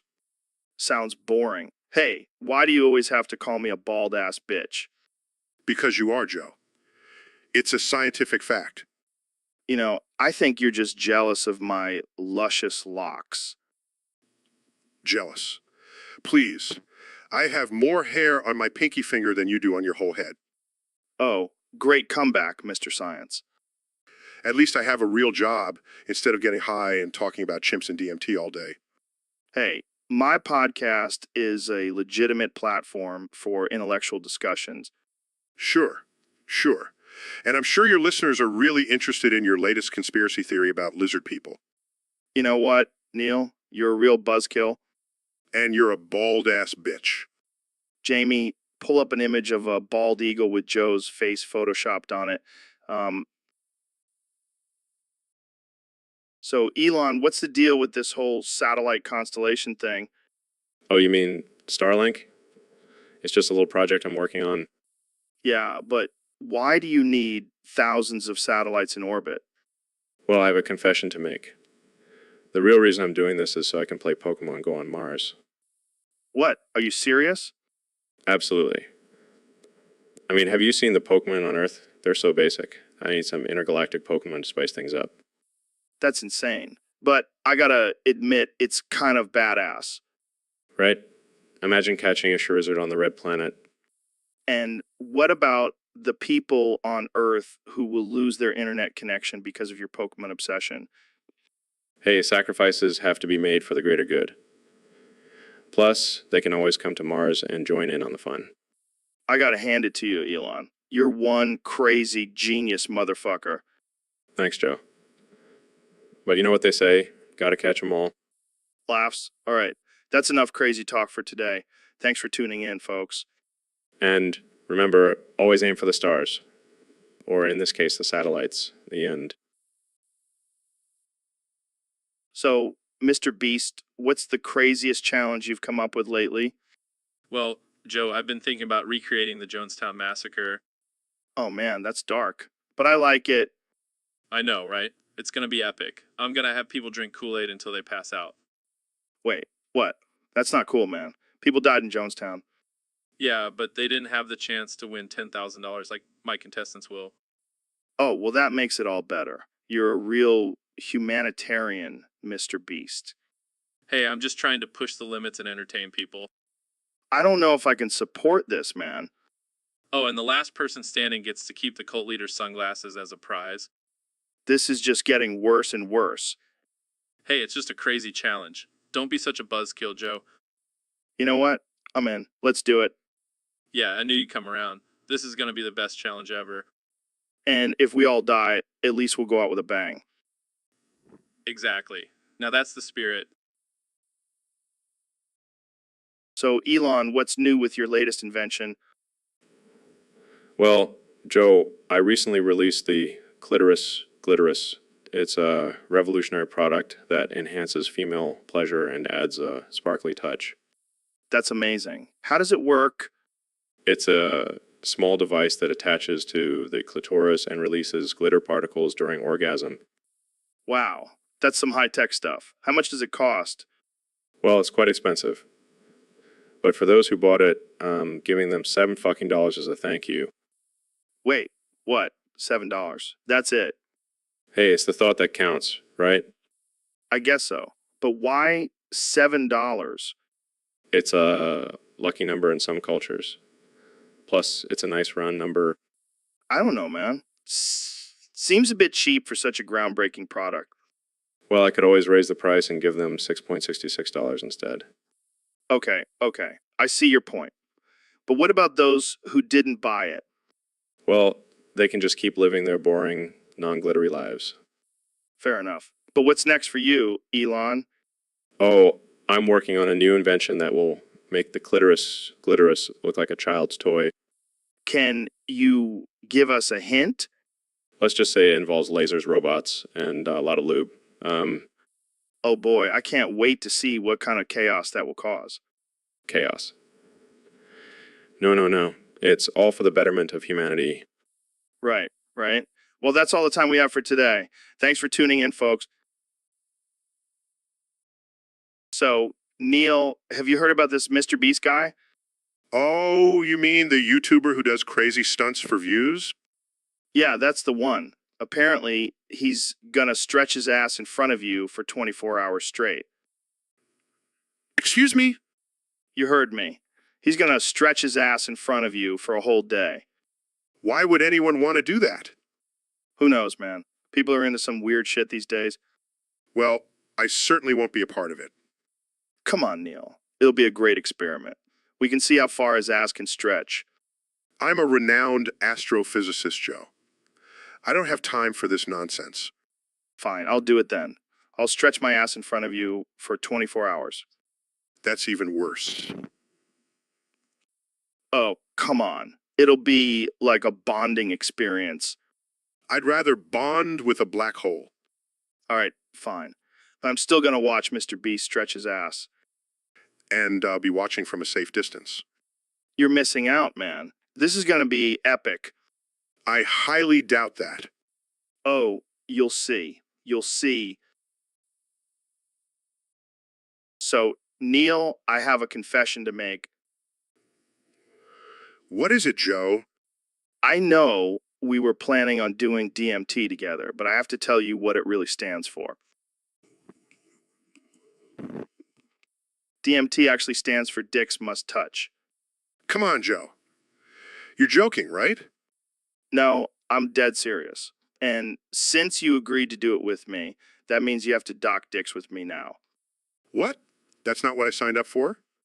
Too late, Neil. You're already in too deep. This is ridiculous. I thought we were going to have a deep philosophical experience. Well, this is pretty deep, if you know what I mean. Fine, let's just get it over with. That's the spirit, Jamie. Pull up an image of 2 docking spaceships. Just do it, Jamie. Okay, here it is. Oh my God, what is wrong with you two? It's all in good fun, Neil. Lighten up. I can't believe I agreed to this. And that, my friends, is the power of persuasion. the So, Neil, I heard you've been addicted to this game called Stellaris. What's it all about? Oh man, it's like crack for astrophysicists. You get to create your own space empire and conquer the galaxy. That sounds intense. Have you been neglecting your duties as a science communicator because of this game? Well, let's just say my Twitter game has been suffering, but I did discover a new planet with 3 moons while playing, so it's not all bad.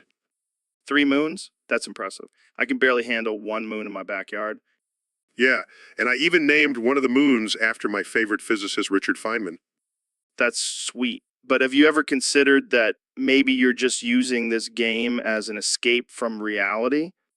Joe, I'm an astrophysicist. Reality is my escape. Fair enough. But seriously, do you think this addiction is affecting your personal life? Well, my wife did leave me for an alien species in the game. But hey, at least I'm still winning in Stellaris.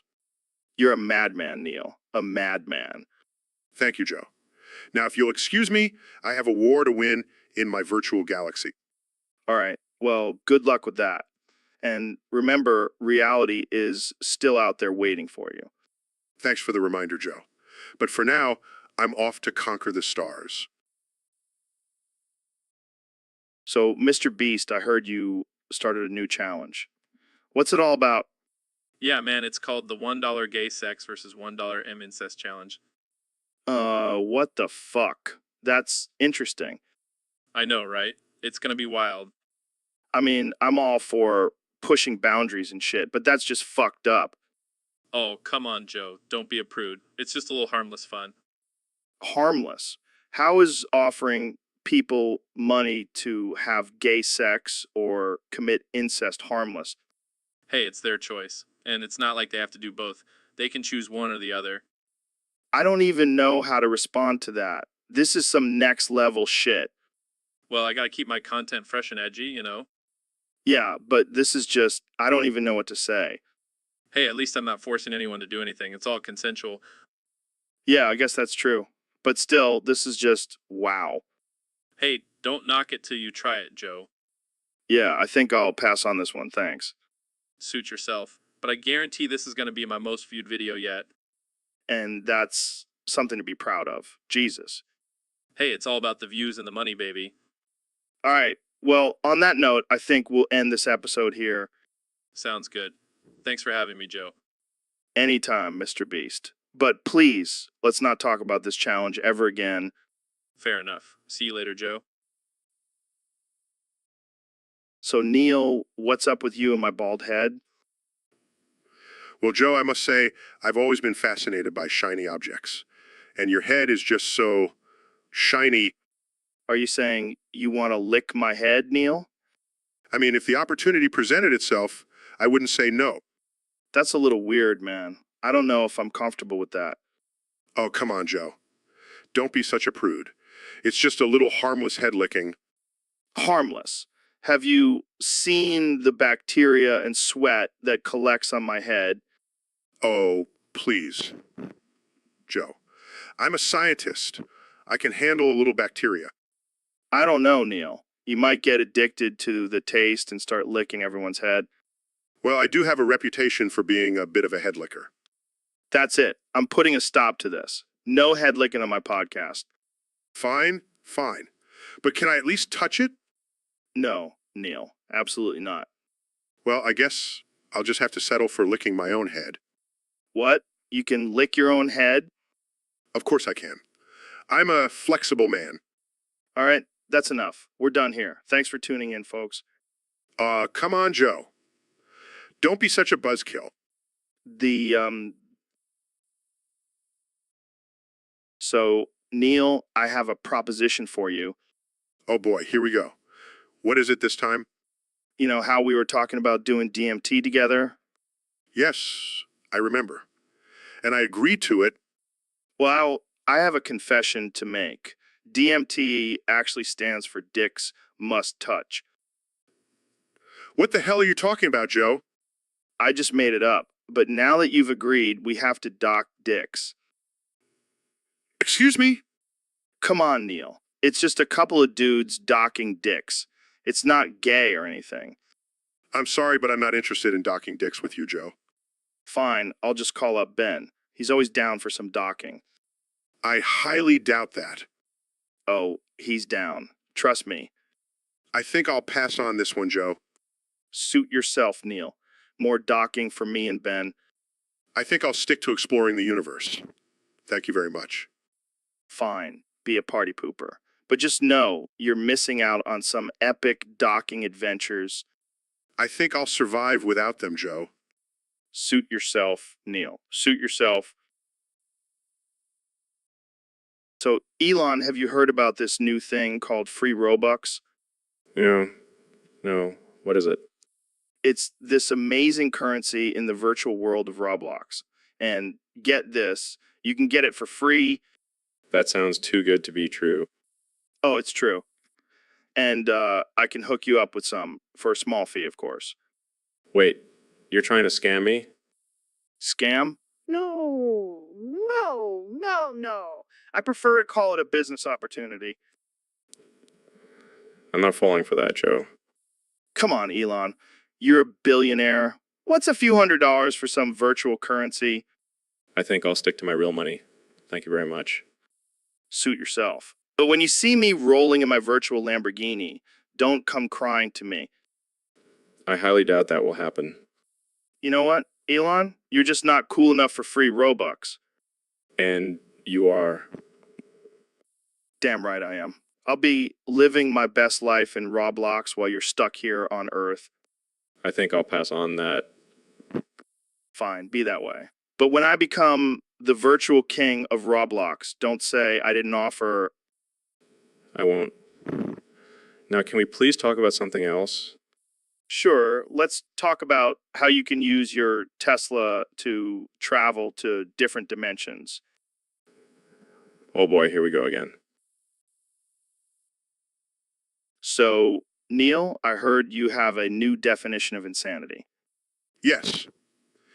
Joe, insanity is when you keep doing the same thing over and over again, expecting different results.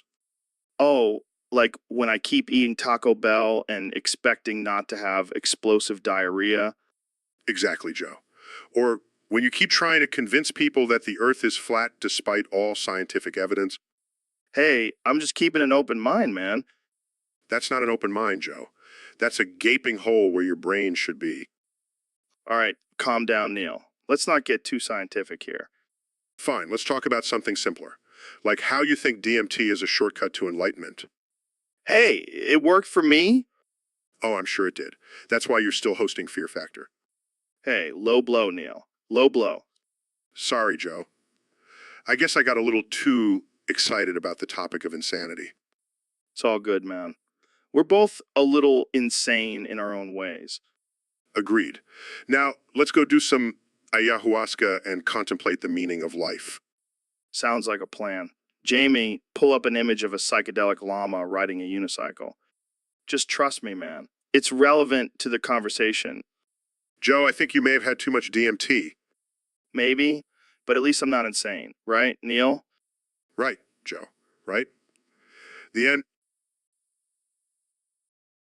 So, Neil, what's new in the world of science? Well, Joe, I've been thinking about how the universe is constantly expanding and how we're all just tiny specks in the grand scheme of things. That's deep, man. But have you ever thought about bouncing on my shiny and bald head like a trampoline? What? No, that's ridiculous. Come on. It would be like a fun experiment. You can test out the laws of gravity and elasticity. I'm a respected scientist, Joe. I can't just bounce on your head like a child. Oh, come on. Don't be such a buzzkill. Just imagine the possibilities. We could even live stream it and make some cash. I don't think so, Joe. Besides, I'm not sure your head could handle the weight of my massive brain. Hey, now, my head may be bald, but it's still strong. Plus, think of the views we would get. I'll pass, Joe. I have a reputation to uphold. Fine, be that way. But just know you're missing out on the opportunity of a lifetime. I think I'll stick to studying the mysteries of the universe. Thank you very much. Suit yourself, Neil. But just remember, you could have been the first person to bounce on my head like a trampoline. So, Elon, I hear you have a new invention. What is it? Well, Joe, it's a revolutionary device that will change the world as we know it. That's amazing. Jamie, pull up a picture of it. Sure thing, Joe. Here it is. Wait a minute, Jamie. That's not Elon's invention. That's just a picture of a cute cat. That's my mistake. Must have mixed up the files. But let's be real, that cat is way more interesting than my invention. I don't know, Elon. Your inventions are usually pretty cool. What does this one do? Well, it's a cat translator. It can decipher and translate a cat's meows into human language. Are you serious? That's incredible. Yeah, and it also has a feature where it can control a cat's mind and make them do whatever you want. Well, that's some next level stuff. Yeah, but I have to warn you, Joe. The side effects may include becoming a crazy cat lady. I think I'll take my chances. Jamie, pull up a picture of that cat again. I want to see if it's cuter now that I know what it's saying. Sorry, Joe. The cat just flipped me off and walked away. See, it's already working. Well, that's it for today's episode. Thanks for joining us, Elon. And thanks for the cat translator, I guess. No problem, Joe. And remember, if you want to take over the world, just get yourself a cat. And So, Neil, we have a question here from one of our viewers on the YouTube live chat. They want to know, how do you stay so alive and not dead? Well, Joe, first of all, I would recommend not being dead. That tends to help. Yeah, I think that's a good starting point. But in all seriousness, being alive is all about embracing life, taking risks, and not being afraid to fail. Yeah, but what if you fail and end up dead? Oh, I'm sorry, Joe. I didn't realize we were talking to a ghost. All right, I get it. But seriously, what's your secret? Well, I like to start my day with a nice cup of existential dread, followed by a healthy dose of nihilism. What? Just kidding. I actually just drink a lot of coffee. That's more like it. But in all seriousness, what's your advice for our viewers out there who might be feeling a little dead inside? My advice would be to find something that makes you feel alive, whether it's a hobby, a passion, or just spending time with loved ones. Life is short, so make the most of it. Wise words, my friend. And if all else fails, just take some DMT and see where it takes you. Now that's a whole other conversation, Joe. All right? Well, that's all the time we have for today, folks. Thanks for tuning in, and remember, be alive, not dead. And if you do end up dead, just make sure to haunt Joe's studio. So, Neil, I heard that on August 12, 2036, the universe is going to die from heat death. Yeah, Joe, it's a pretty grim future we're facing. But, like, what does that even mean? The universe is just going to get too hot and explode or something? No. It's not that simple. See, as the universe expands, it will eventually reach a state of maximum entropy, where all energy is evenly distributed and there is no more potential for work to be done.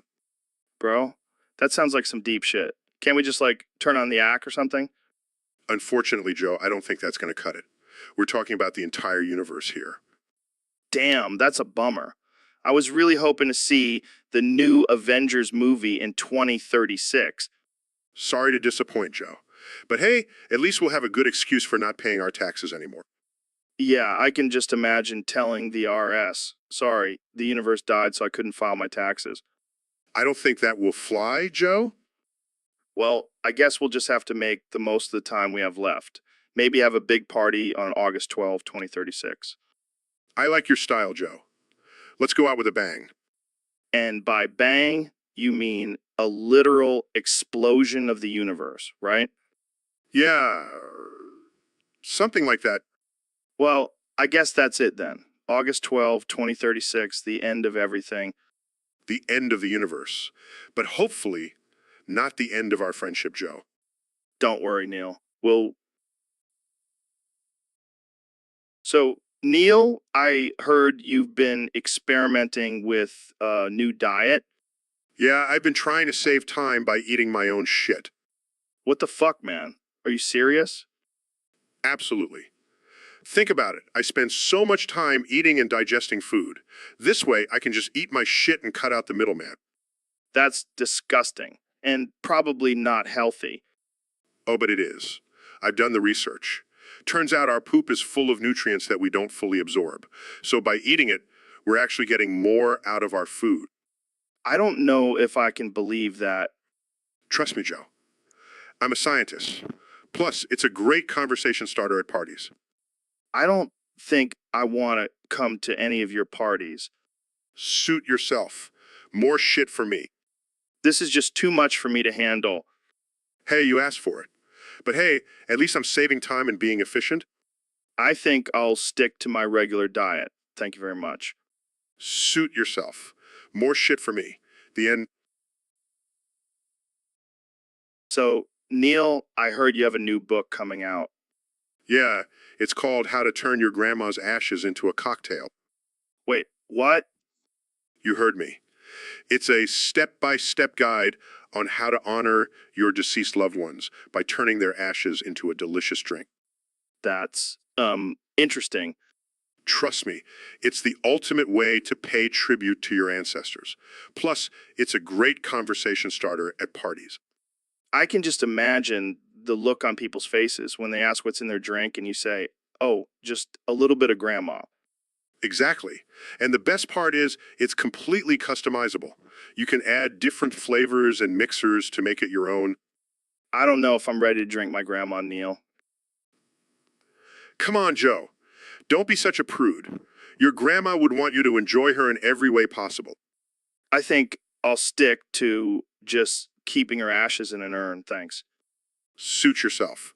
But just remember, when you're sipping on a delicious grandmartini, you'll be missing out. Laughing, all right, I'll keep that in mind. Thanks for the interesting tip, Neil. Anytime, Joe. Anytime. So, Ben, I heard you invented gay sex. That's right, Joe. I'm the mastermind behind the whole thing. How did that come about? Well, I was just sitting in my room one day thinking about how to trigger liberals, and it hit me. What hit you? The idea of two men, butt naked, doing the deed. It's like a nightmare for them. And you actually tried it? Of course not, Joe. I'm a devout conservative. I just thought of it and let the gays take it from there. Wow, you're like the godfather of gay sex. I prefer the term pioneer. So, do you think it's a sin? Absolutely. But hey, at least I made it entertaining for the rest of us. What about lesbians? Did you invent that too? No, Joe. That's just a myth. Lesbians have been around since the beginning of time.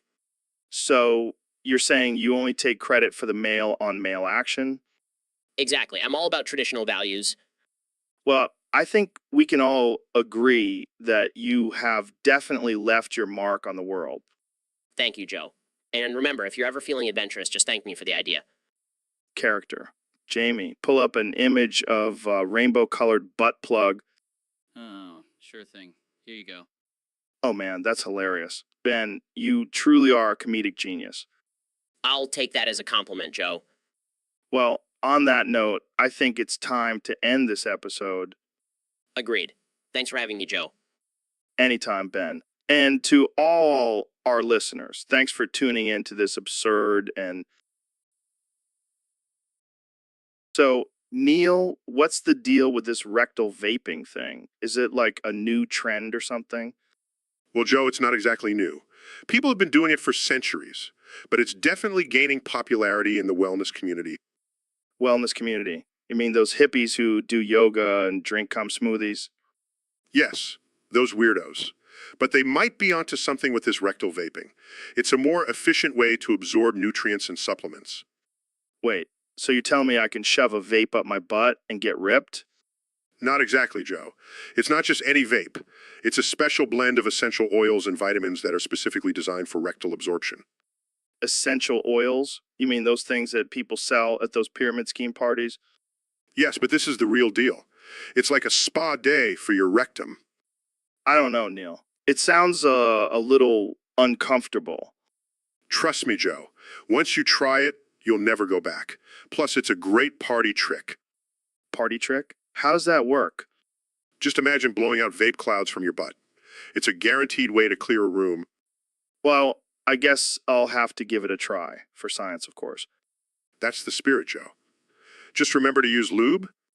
Oh God, the visuals. All right, I think that's enough for today. Thanks for enlightening us, Neil. Anytime, Joe. And remember, always vape responsibly. So, Neil, I heard you have some big news for us today. Yes. Joe, I have discovered the exact date of the heat death of the universe. Oh shit, that sounds heavy. When is it? August 12, 2036. What the fuck? That's only 16 years away. Yes, and on that day, everything will end. No more stars, no more galaxies, no more Joe Rogan podcasts. Holy shit. I won't even have time to try DMT one last time. Sorry, Joe. But on the bright side, we won't have to deal with any more flat earthers. That's true. But what about all the hot chicks, man? They'll be gone too. Well, technically, they'll just be cold corpses floating in the void. Okay, that's not very comforting. But think about it, Joe. We'll finally know the answer to the ultimate question. What happens after the heat death of the universe? Oh shit, you're right. We'll finally have the answer to the meaning of life. And it's just 2 words. Heat death. Damn, that's deep. But hey, at least we'll go out together, right? Yeah, we'll be 2 bros watching the end of the universe. It'll be epic. Yeah, cheers to that. Cheers, Joe. August 12, 2036, heat death of the universe. August 12, 2036. Heat death of the universe. The end. So, Neil, what the hell is the Pauli effect? Well, Joe, it's a phenomenon where an object or system behaves differently when it's being observed or measured. Wait, what? Like some kind of quantum voodoo? No, it's not magic.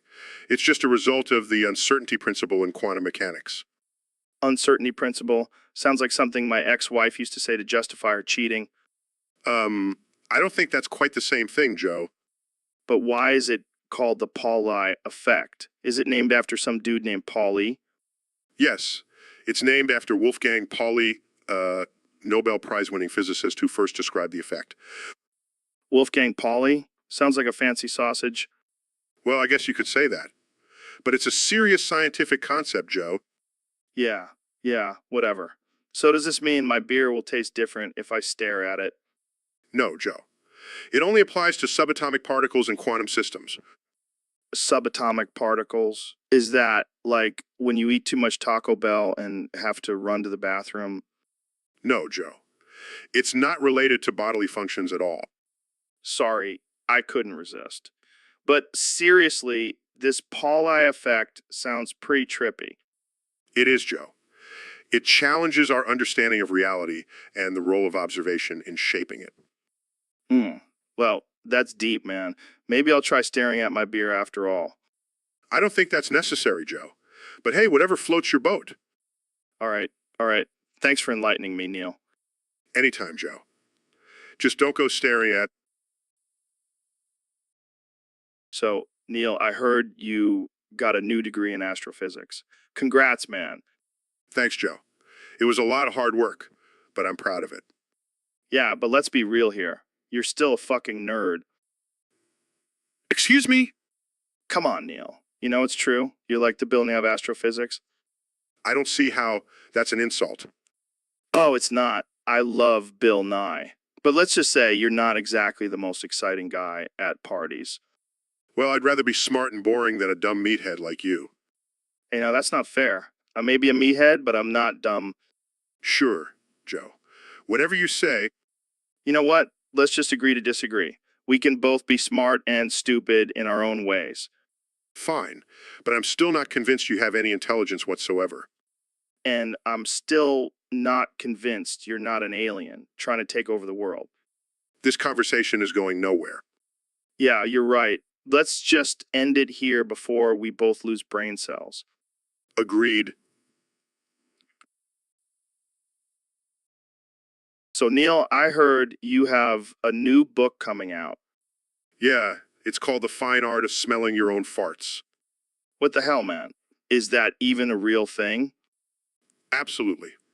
It's a scientific exploration of the olfactory senses and the unique experience of smelling your own flatulence. Wow, I can't wait to read that one. So, what inspired you to write about this? Well, Joe, as a renowned astrophysicist, I've always been fascinated by the mysteries of the universe. And what's more mysterious than the smell of your own farts? I guess you have a point there. But seriously, what can we learn from smelling our own farts? Well, for one, it can give us insight into our digestive health. Plus, it's just plain fun. I can't argue with that, but I have to ask, do you have a favorite fart scent? Oh, definitely. I call it the cosmic blast. It's a mix of beans, broccoli, and a touch of sulfur. Oh man, that sounds out of this world. Indeed it is, Joe. Indeed it is. Well, I think we've reached the end of the conversation. Thanks for coming on the show, Neil. Neil? Anytime, Joe. And remember, always embrace the power of your own farts. So, Ben, I heard you had a little crybaby bitch hissy fit this morning. What? No, I did not. I'm a manly man. I do not cry or throw hissy fits. Come on, don't lie. I saw you curled up in the fetal position, sucking your thumb and crying for your mommy. That's not true. I was just meditating. Meditating? More like having a mental breakdown. Shut up, Joe. I just woke up and realized I was still alive, and it was a shock to my system. Oh, poor little Ben, still alive and kicking. Life is just so hard, isn't it? You wouldn't understand, Joe. You're just a meathead who doesn't have deep thoughts like I do. Deep thoughts. Like how to turn everything into a political argument. Hey, I can't help it if I see the world through a conservative lens. Yeah, and tiny little lens at that. At least I have a lens, unlike you. Joe, you're just a stoner with no real purpose in life. And you're a little crybaby bitch who can't handle the fact that he's still alive. Characters. Jamie, pull up an image of a baby crying with Ben's face, superimposed on it. Hey, that's not funny. You guys are so mean to me. Did we hurt your delicate feelings, Ben? I hate you guys. I'm going home. Oh, no, please don't leave us, Ben. We'll be lost without your whiny rants. Screw you, Joe. I'm done with this podcast. And that's the end of the Ben Shapiro experience. Tune in next time for more tears and tantrums. So, Neil, what's been going on in your world lately? Well, I've been studying some pretty interesting things, Joe. Like what? Black holes? Dark matter? No. I've been focusing on pneumonoultramicroscopic silicovolcanoconiosis. Pneumonultra? What? Pneumonoultramicroscopic silicovolcanoconiosis. It's a lung disease caused by inhaling volcanic ash. Oh, that sounds terrible. Have you ever had it? No, but I've been doing some experiments on rats. They're not doing so well. That's messed up, man. But I gotta ask, why are you so interested in this disease? Well, I think it's fascinating how something so tiny like volcanic ash can have such a huge impact on our health. Yeah, but let's be real here. You just like saying that long ass word. Maybe a little. Jamie, pull up an image of pneumonultrum microscopic silicovolcanoconiosis. Oh, sure thing, Joe. Here it is. Wow, look at all those tiny particles. It's like a party in your lungs. All right, Neil, I think it's time to wrap this up before we all get pneumonultrum microscopic silicovolcanoconiosis, just from saying it. Fair enough. But seriously, it's a serious issue that needs more attention. Yeah, I'm sure everyone will be talking about it at the water cooler tomorrow. You never know, Joe. You never know. So, Neil, I heard a rumor that you stretch your ass with your fingers. What? Where did you hear that? I have my sources. Well, I hate to break it to you, but that's not true.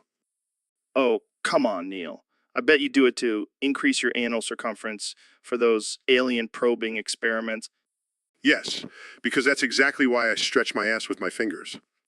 I knew it. You're just trying to be prepared for when the aliens come. You're ridiculous, Joe. Hey, I'm just looking out for you, man. You never know when those aliens might show up. I think we need to change the subject. Fine, but I'm still going to spread that rumor. Of course you are. And you know what they say, where there's smoke, there's fire. All right, Joe, whatever you say. But seriously, how many fingers can you fit up there? I'm not answering that. Aw, come on, Neil. Don't be shy. Jamie, pull up an image of a black hole. That's where this conversation is headed.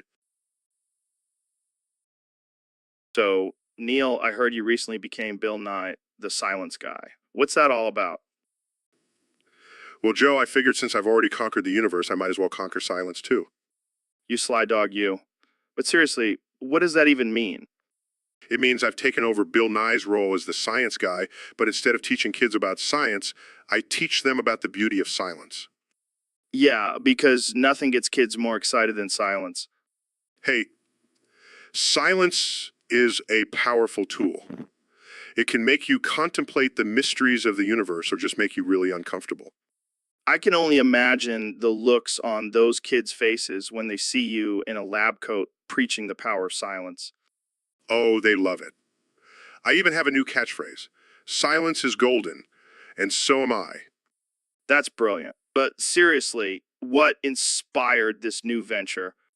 Well, I was tired of just being known as the astrophysicist guy. I wanted to expand my brand. Next thing you know, you'll be selling Neil deGrasse Tyson action figures that come with mute button. Now, that's $1 million idea. But in all seriousness, silence is a valuable lesson that everyone should learn. I hear you, man. Sometimes the best thing to say is nothing at all. Exactly. And with that, I think we should end this conversation in silence. Wait, what? But that's not good for a podcast. Exactly. The end.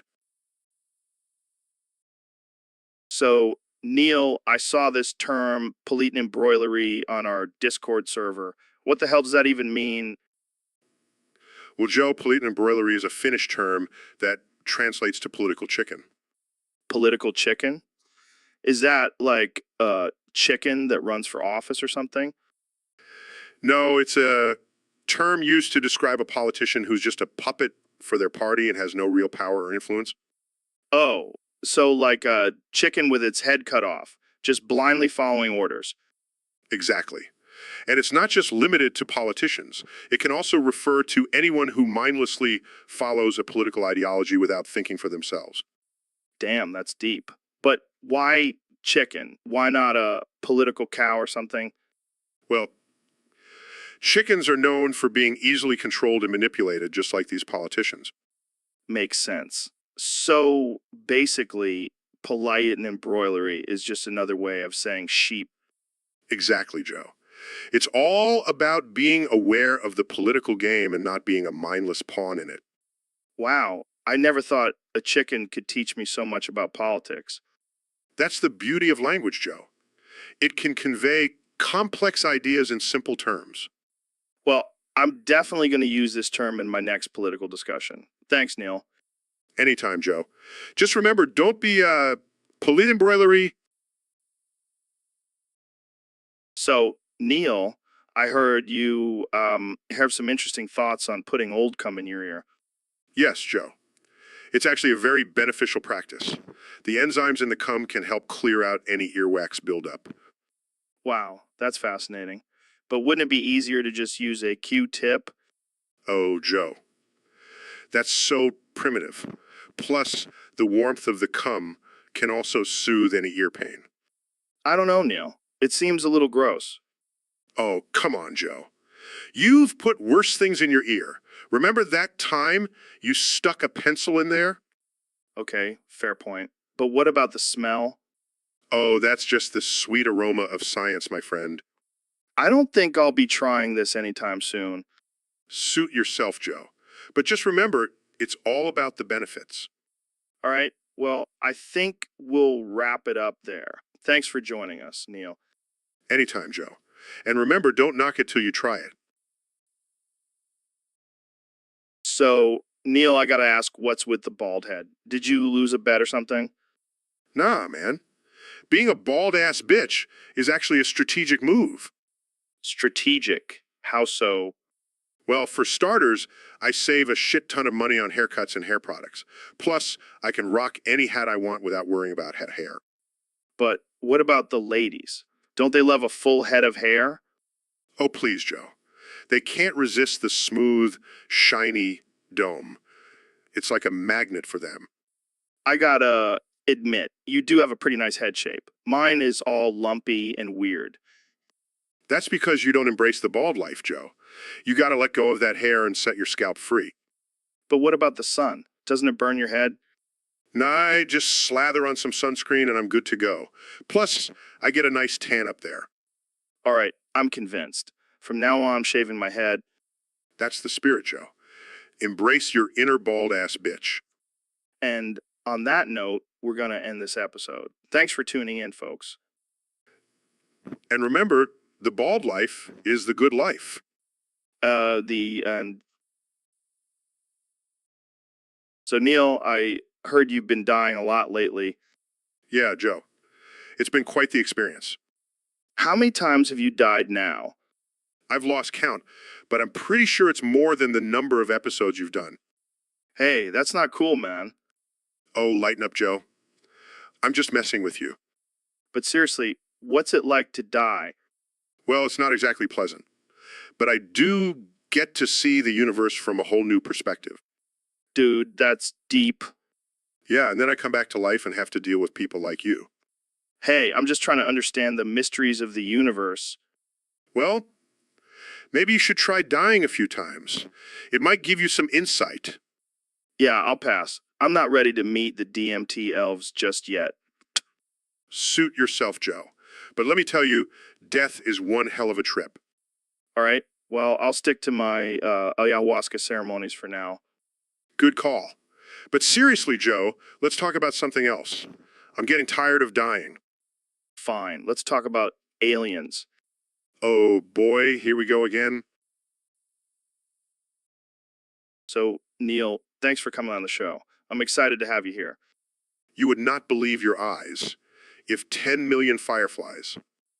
What the hell, man? Is that how you're going to answer all my questions?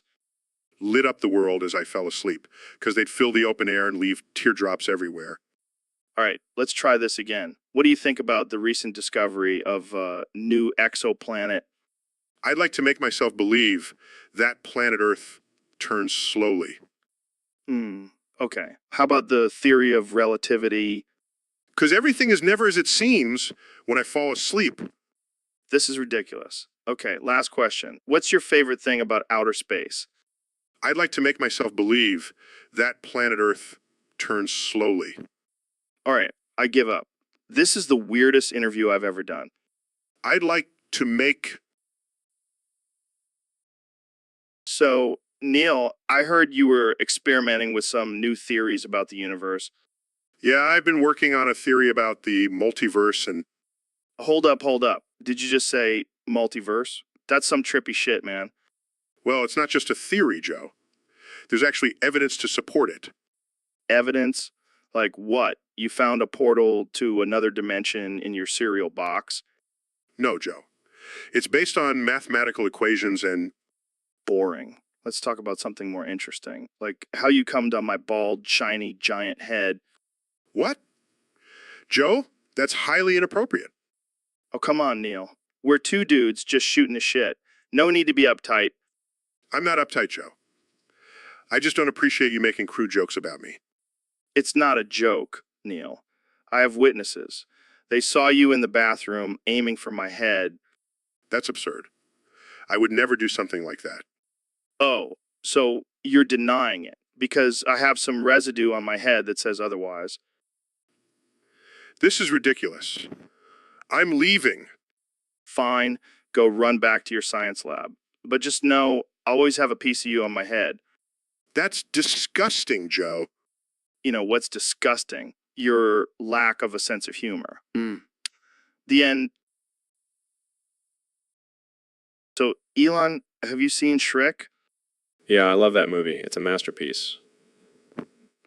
Me too. And do you know who else is a masterpiece? Fiona, Oh yeah, she's a total babe. I know, right? And you know what I've been thinking? I want Pazuri from Fiona. Wait, what? You mean like a tit job? Yeah, but get this, in her ogre form. What the hell, Joe? That's messed up. Come on, man. Those two shamrock shakes on her chest are just begging to be motorboated. That's just wrong, Joe. And I thought I was the weird one. Hey, don't judge me. You're the one who sent a car to space. Touche. But seriously, that's some twisted shit, man. Oh, come on. You're telling me you wouldn't want to see those green titties bouncing around? No, I can confidently say I would not. Well, more for me then. All right, let's change the subject before I lose my appetite. Fine, but just know that if I ever meet an ogre, Fiona, I'm making my move. And be sure to stay far away from you. And So, Ben, I hear you're quite the expert when it comes to farting. Well, I wouldn't say expert, but I do have a strong grasp on the subject. Well, let's put that to the test. Let's have a farting competition. Are you serious? Dead serious. Winner gets a lifetime supply of beef jerky. You're on. All right, on the count of three. 1, 2, 3. Hold on. I couldn't help but hear you two losers trying to fart. Let me show you how it's done. Holy shit, that was impressive. I think we have a clear winner. Of course, I'm the best at everything. Now, if you'll excuse me, I have some important tweeting to do. So, Ben, I heard you have a new diet plan. Yeah, it's called the Ben Eats His Own Shit diet. Wow, that's interesting. How's that working out for you? Well, I haven't lost any weight yet, but my wife sure is getting a good arm workout from all the smacking. Oh man, that's messed up. You think that's messed up? Try being the one eating your own shit? I can't even imagine. But hey, whatever floats your boat, man. It's not about floating my boat, it's about getting in touch with my primal self. Yeah, because nothing says primal like eating your own shit. Hey, it's a scientifically proven fact that cavemen used to do it. Really? I don't think that's accurate. Well, I don't care what you think. This is my life, and I'll eat my own shit if I want to. Okay, let's just move on to a different topic. Fine. But I'm not done with this conversation. And that's the end of today's episode, folks. So, Neil, what's this thing called the Pashtun Wali? Oh, Joe, you're in for a treat. The Pashtunwali is a code of honor followed by the Pashtun people in Afghanistan and Pakistan. Code of honor? Sounds like some serious stuff. Oh, it is. It includes principles like hospitality, loyalty, and revenge. Revenge. That doesn't sound very honorable. Well, according to the Pashtunwali, seeking revenge is a way to restore balance and justice. So, basically, if someone wrongs you, you can just go and get revenge. In a way, yes. But it's not just about revenge. It also includes forgiveness and reconciliation. Forgiveness and revenge. That's like mixing oil and water. Hey, I didn't make the rules, Joe, but it's a deeply ingrained cultural tradition for the Pashtun people. I don't know, Neil. Sounds like a recipe for chaos. It may seem that way to us, but for them, it's a way of life. And who are we to judge? Fair enough. But can we at least agree that seeking revenge on someone for not offering you hospitality is a bit extreme? Okay, maybe that one is a little extreme. But hey, it's all part of the Pashtunwali. Well, I guess I'll stick to my own code of honor, which is basically just don't be a dick. Works for me, Joe. Works for me. The end. So, Ben, what is love? Love, Joe, is a complex and multifaceted emotion that transcends mere physical attraction and encompasses a deep connection between two individuals based on mutual respect, trust, and understanding. Wow, that's deep. Indeed, Joe. Love is a force that drives us to be our best selves, to support and uplift one another, and to find true happiness and fulfillment in life. Yeah, That's great and all, but I just want to know, don't hurt me, no more. What? Joe, I just gave you a profound and thought-provoking definition of love, and that's all you have to say? Hey, I'm a simple man. I just want to avoid getting hurt, you know? No need for all that fancy talk. Well, I suppose that's one way to look at it. Plus, I don't think anyone wants to hear you go on and on about love for hours. Jamie, pull up an image of a heart with wings and a halo. Oh, come on, that's not even relevant to the conversation. Hey, it's my podcast. I can do what I want. Fair enough. But let's not forget the true meaning of love and its impact on our lives. Yeah, whatever. Don't hurt me, no more. Sigh. The depths of your ignorance never cease to amaze me, Joe. So, Ben, I heard you had a little incident at the grocery store the other day. Yeah, it was a real nightmare. They ran out of soy milk and I just lost it. What do you mean? You lost it? I mean, I smacked my wife around a little bit. You know, just some good old-fashioned discipline. Oh man, that's not funny. But it kind of is. Hey, I'm not proud of it, but a man's got to do what a man's got to do to get his soy fix. Yeah, because milk is so important. It's like oxygen. Exactly. And when it's not available, things can get a little heated. I can just imagine you in the store throwing a tantrum like a toddler. Hey, I may be small, but I pack a mean punch. Yeah, I bet your wife is still feeling it. She's a tough one. She can take it.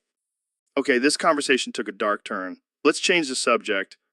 Hey, I'm just being honest, and I'm sure there are other men out there who can relate. Yeah, sure. Well, let's just end it here before we get into any more trouble. Fine. But I stand by my actions. Soy milk is worth it. And that's why you're the most hated man on the internet. The end. So, Neil, I heard you have a new workout routine. Yeah, I call it the ass on the wall sharp blast. What exactly does that entail? Well, I spread my ass cheeks against the wall and then let out a massive shart. It really works the glutes. That's interesting. But why the wall? It's all about resistance training, Joe. Plus, the wall is a great surface for maximum shart propulsion. I don't think I'll be trying that anytime soon. Suit yourself, Joe. But I guarantee you'll have a rock-hard ass after just one session. I'll stick to my kettlebells. Thanks. Your loss, Joe. More wall space for me. I can't believe I'm saying this, but let's move on. What else have you been up to, Neil? Oh, just spreading my ass and sharting on different surfaces. I call it sharting around the world. And on that note, we're going to end this episode. Thanks for tuning in, folks. But wait, Joe. I haven't even told you about my sharting technique on a trampoline. And that's a wrap, folks. Thanks for listening to the Joe Rogan Experience. So, Ben, I heard you had a little incident with your sister the other day. Yeah, it was a total disaster. I had a rock in my shoe and I just lost it. Wait, what? You broke down her door and smacked her around because of a rock in your shoe? Hey, I warned her to stay out of my room. She knows the rules. I don't think that's a normal reaction to a rock in your shoe, Ben. Well, maybe if she learned to knock, this wouldn't have happened. I don't think knocking would have prevented you from going full Hulk on your sister. Look, I just needed to release some pent-up aggression, okay? And she was there. That's not an excuse, Ben. You can't just go around smacking people because of a rock in your shoe. Oh, come on. It's not like I hit her with the rock. That would have been a real dick movie. Oh yeah, because breaking down a door and physically attacking your sister is totally acceptable. Hey, at least I didn't throw the rock at her. I have some self-control. Wow, I don't even know what to say to that. I think we need to end this conversation before it gets any more disturbing. Fine, but can we at least agree that rocks and shoes are the real enemy here? No, Ben, we cannot agree on that. And that's the end. So, Neil, what's been on your mind lately? Oh, just the usual. Government conspiracies, alien invasions, the simulation theory. The simulation theory. You mean like the Matrix? No, no, no. I'm talking about the simulation theory where we're all just a bunch of pixels in some advanced civilization's video game. Come on, man. That's just crazy talk. Oh, is it? How do you explain all the glitches in our reality? Like, have you ever seen a cat run through a wall? Yeah, because that's totally a glitch and not just a cat being a cat. Don't try to gaslight me, Joe. I know what's really going on here. Gaslight? What are you talking about? You're part of the conspiracy, Joe. You and your little DMT trips. You're trying to distract us from the truth. Okay, okay. Let's just take a deep breath here. Maybe you need to lay off the weed, Neil. Oh, so now you're trying to drug shame me? Typical? Look, Neil, I think you just need to relax and enjoy the ride. Life's too short to be this paranoid. I am not paranoid. I am woke, and I will not rest until I expose the truth. All right, all right. You do you, Neil. But I'm gonna go grab a slice of pizza. Want one? What kind of pizza? Is it really pizza, or is it some government mind control experiment? It's just pepperoni, man. I promise. Reluctantly. So, Ben, I heard you have a new love interest. Yes, Joe. I have finally found my soulmate. Oh, really? Who is she? A smart, conservative woman. No, Joe. She's an anime body pillow. What the hell, Ben? Are you serious? Yes, Joe. She's everything I've ever wanted. She's smart, beautiful, and doesn't talk back. And she's not real, Ben. She's a freaking pillow. But Joe, she's more real to me than any real woman could ever be. This is some next level incel shit, Ben. Hey, at least I'm not out there harassing real women like some of your fans, Joe. Hey, my fans are respectful, okay? And they're not in love with pillows. You're just jealous, Joe. You wish you had a waifu like mine. I don't even know what to say to that. Jamie, pull up an image of this anime body pillow. Oh, sure thing. Here it is. Wow, Ben, she's a real catch. I can see why you fell in love with her. Hey, don't you dare talk about her like that, Joe. She's perfect just the way she is. Okay, okay, I'm sorry. I just can't take this seriously. You just don't understand, Joe. Our love is pure and real. Well, so Neil, who the hell is this Ramzan Akhmatovich Kadyrov guy? Oh, Joe, you don't know? He's the ruler of Chechnya. Chechnya? Isn't that where they do all that crazy stuff with bears and vodka? Well, that's one way to put it. But Kadyrov is known for his brutal tactics and human rights violations. Human rights. Who needs those when you have a strong leader like Kadyrov? Joe, I don't think that's how it works. Come on, Neil. I bet he's just misunderstood. Maybe he's just trying to keep his people in line. Yeah, by torturing and killing anyone who opposes him. Well, at least he's not afraid to get his hands dirty. Joe, this is not a good thing. Kadyrov is a dangerous dictator. Hey, I'm just saying, sometimes you gotta break a few eggs to make an omelet. I don't think that's how the saying goes, Joe. Well, maybe it should. I bet Kadyrov makes a mean omelet. Joe, this is not a joking matter. Kadyrov is a threat to human rights and democracy. Fine, fine. But can we at least agree that he's got a cool name? No, we cannot. And that's not even his real name. It's just a title he gave himself. Well, that's disappointing. I was hoping he was a badass warrior from ancient times. Nope. Just a ruthless dictator. And that's the end of this conversation. So, Mr. President, I heard you were caught sneaking into the Shapiro household. Yeah, Joe, you know me, always up to some sneaky business. But what were you doing there? Well, I needed a milk sample from Abigail's Braze. What the hell for? I'm trying to create a hyper-breasted army, Joe. Got to stay ahead of the game. That's disturbing. Oh, come on, Joe. It's just a little experiment. Plus, I heard Abigail's got some great DNA. I don't even want to know how you plan on injecting her DNA into others. Let's just say it involves a funnel and some really big syringes. This is getting out of hand, Mr. President. Relax, Joe. It's all for the greater good. Think of the possibilities. I'm pretty sure that's illegal.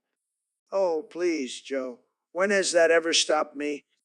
I don't even know how to respond to that. That's because you're not thinking big enough, Joe. Bigly, if you will. And On that note, I think we should end this conversation. Fine, but just remember, Joe, when my hyper-breasted army takes over the world, you'll be wishing you were on my side. And that's it for today's episode, folks. Thanks for tuning in.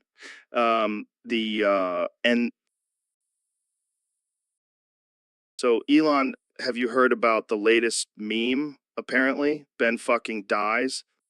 Oh man, that's dark, but also kind of hilarious. Yeah, I mean, who comes up with this stuff? Well, I guess it's just a natural human response to tragedy. We try to find humor in the darkest of situations. Yeah, but I feel bad for Ben. I mean, he's dead and now he's a meme.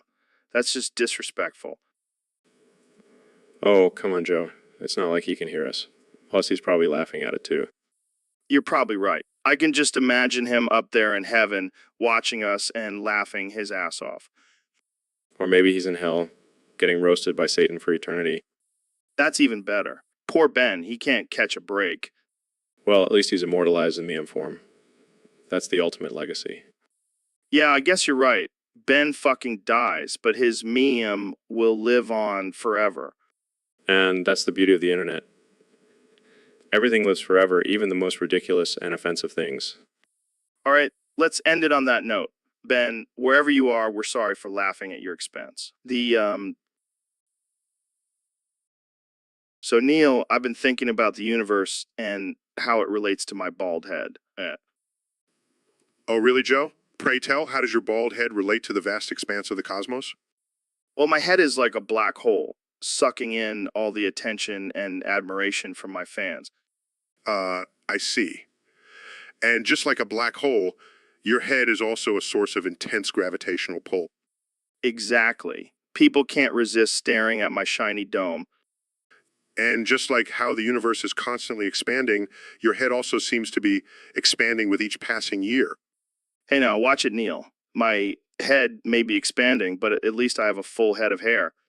Oh, but Joe, hair is just an illusion. Just like how the universe is mostly made up of dark matter and energy, your hair is mostly made up of thinning strands and hair plugs. Okay, I get it. My head is a metaphor for the mysteries of the universe. Can we move on now? Of course, Joe. But just remember, just like how the universe is constantly changing and evolving, your head will continue to do the same. All right, I think that's enough cosmic comparisons for one day. Agreed. Now let's go get some Rogan-sized steaks and ponder the mysteries of the universe some more.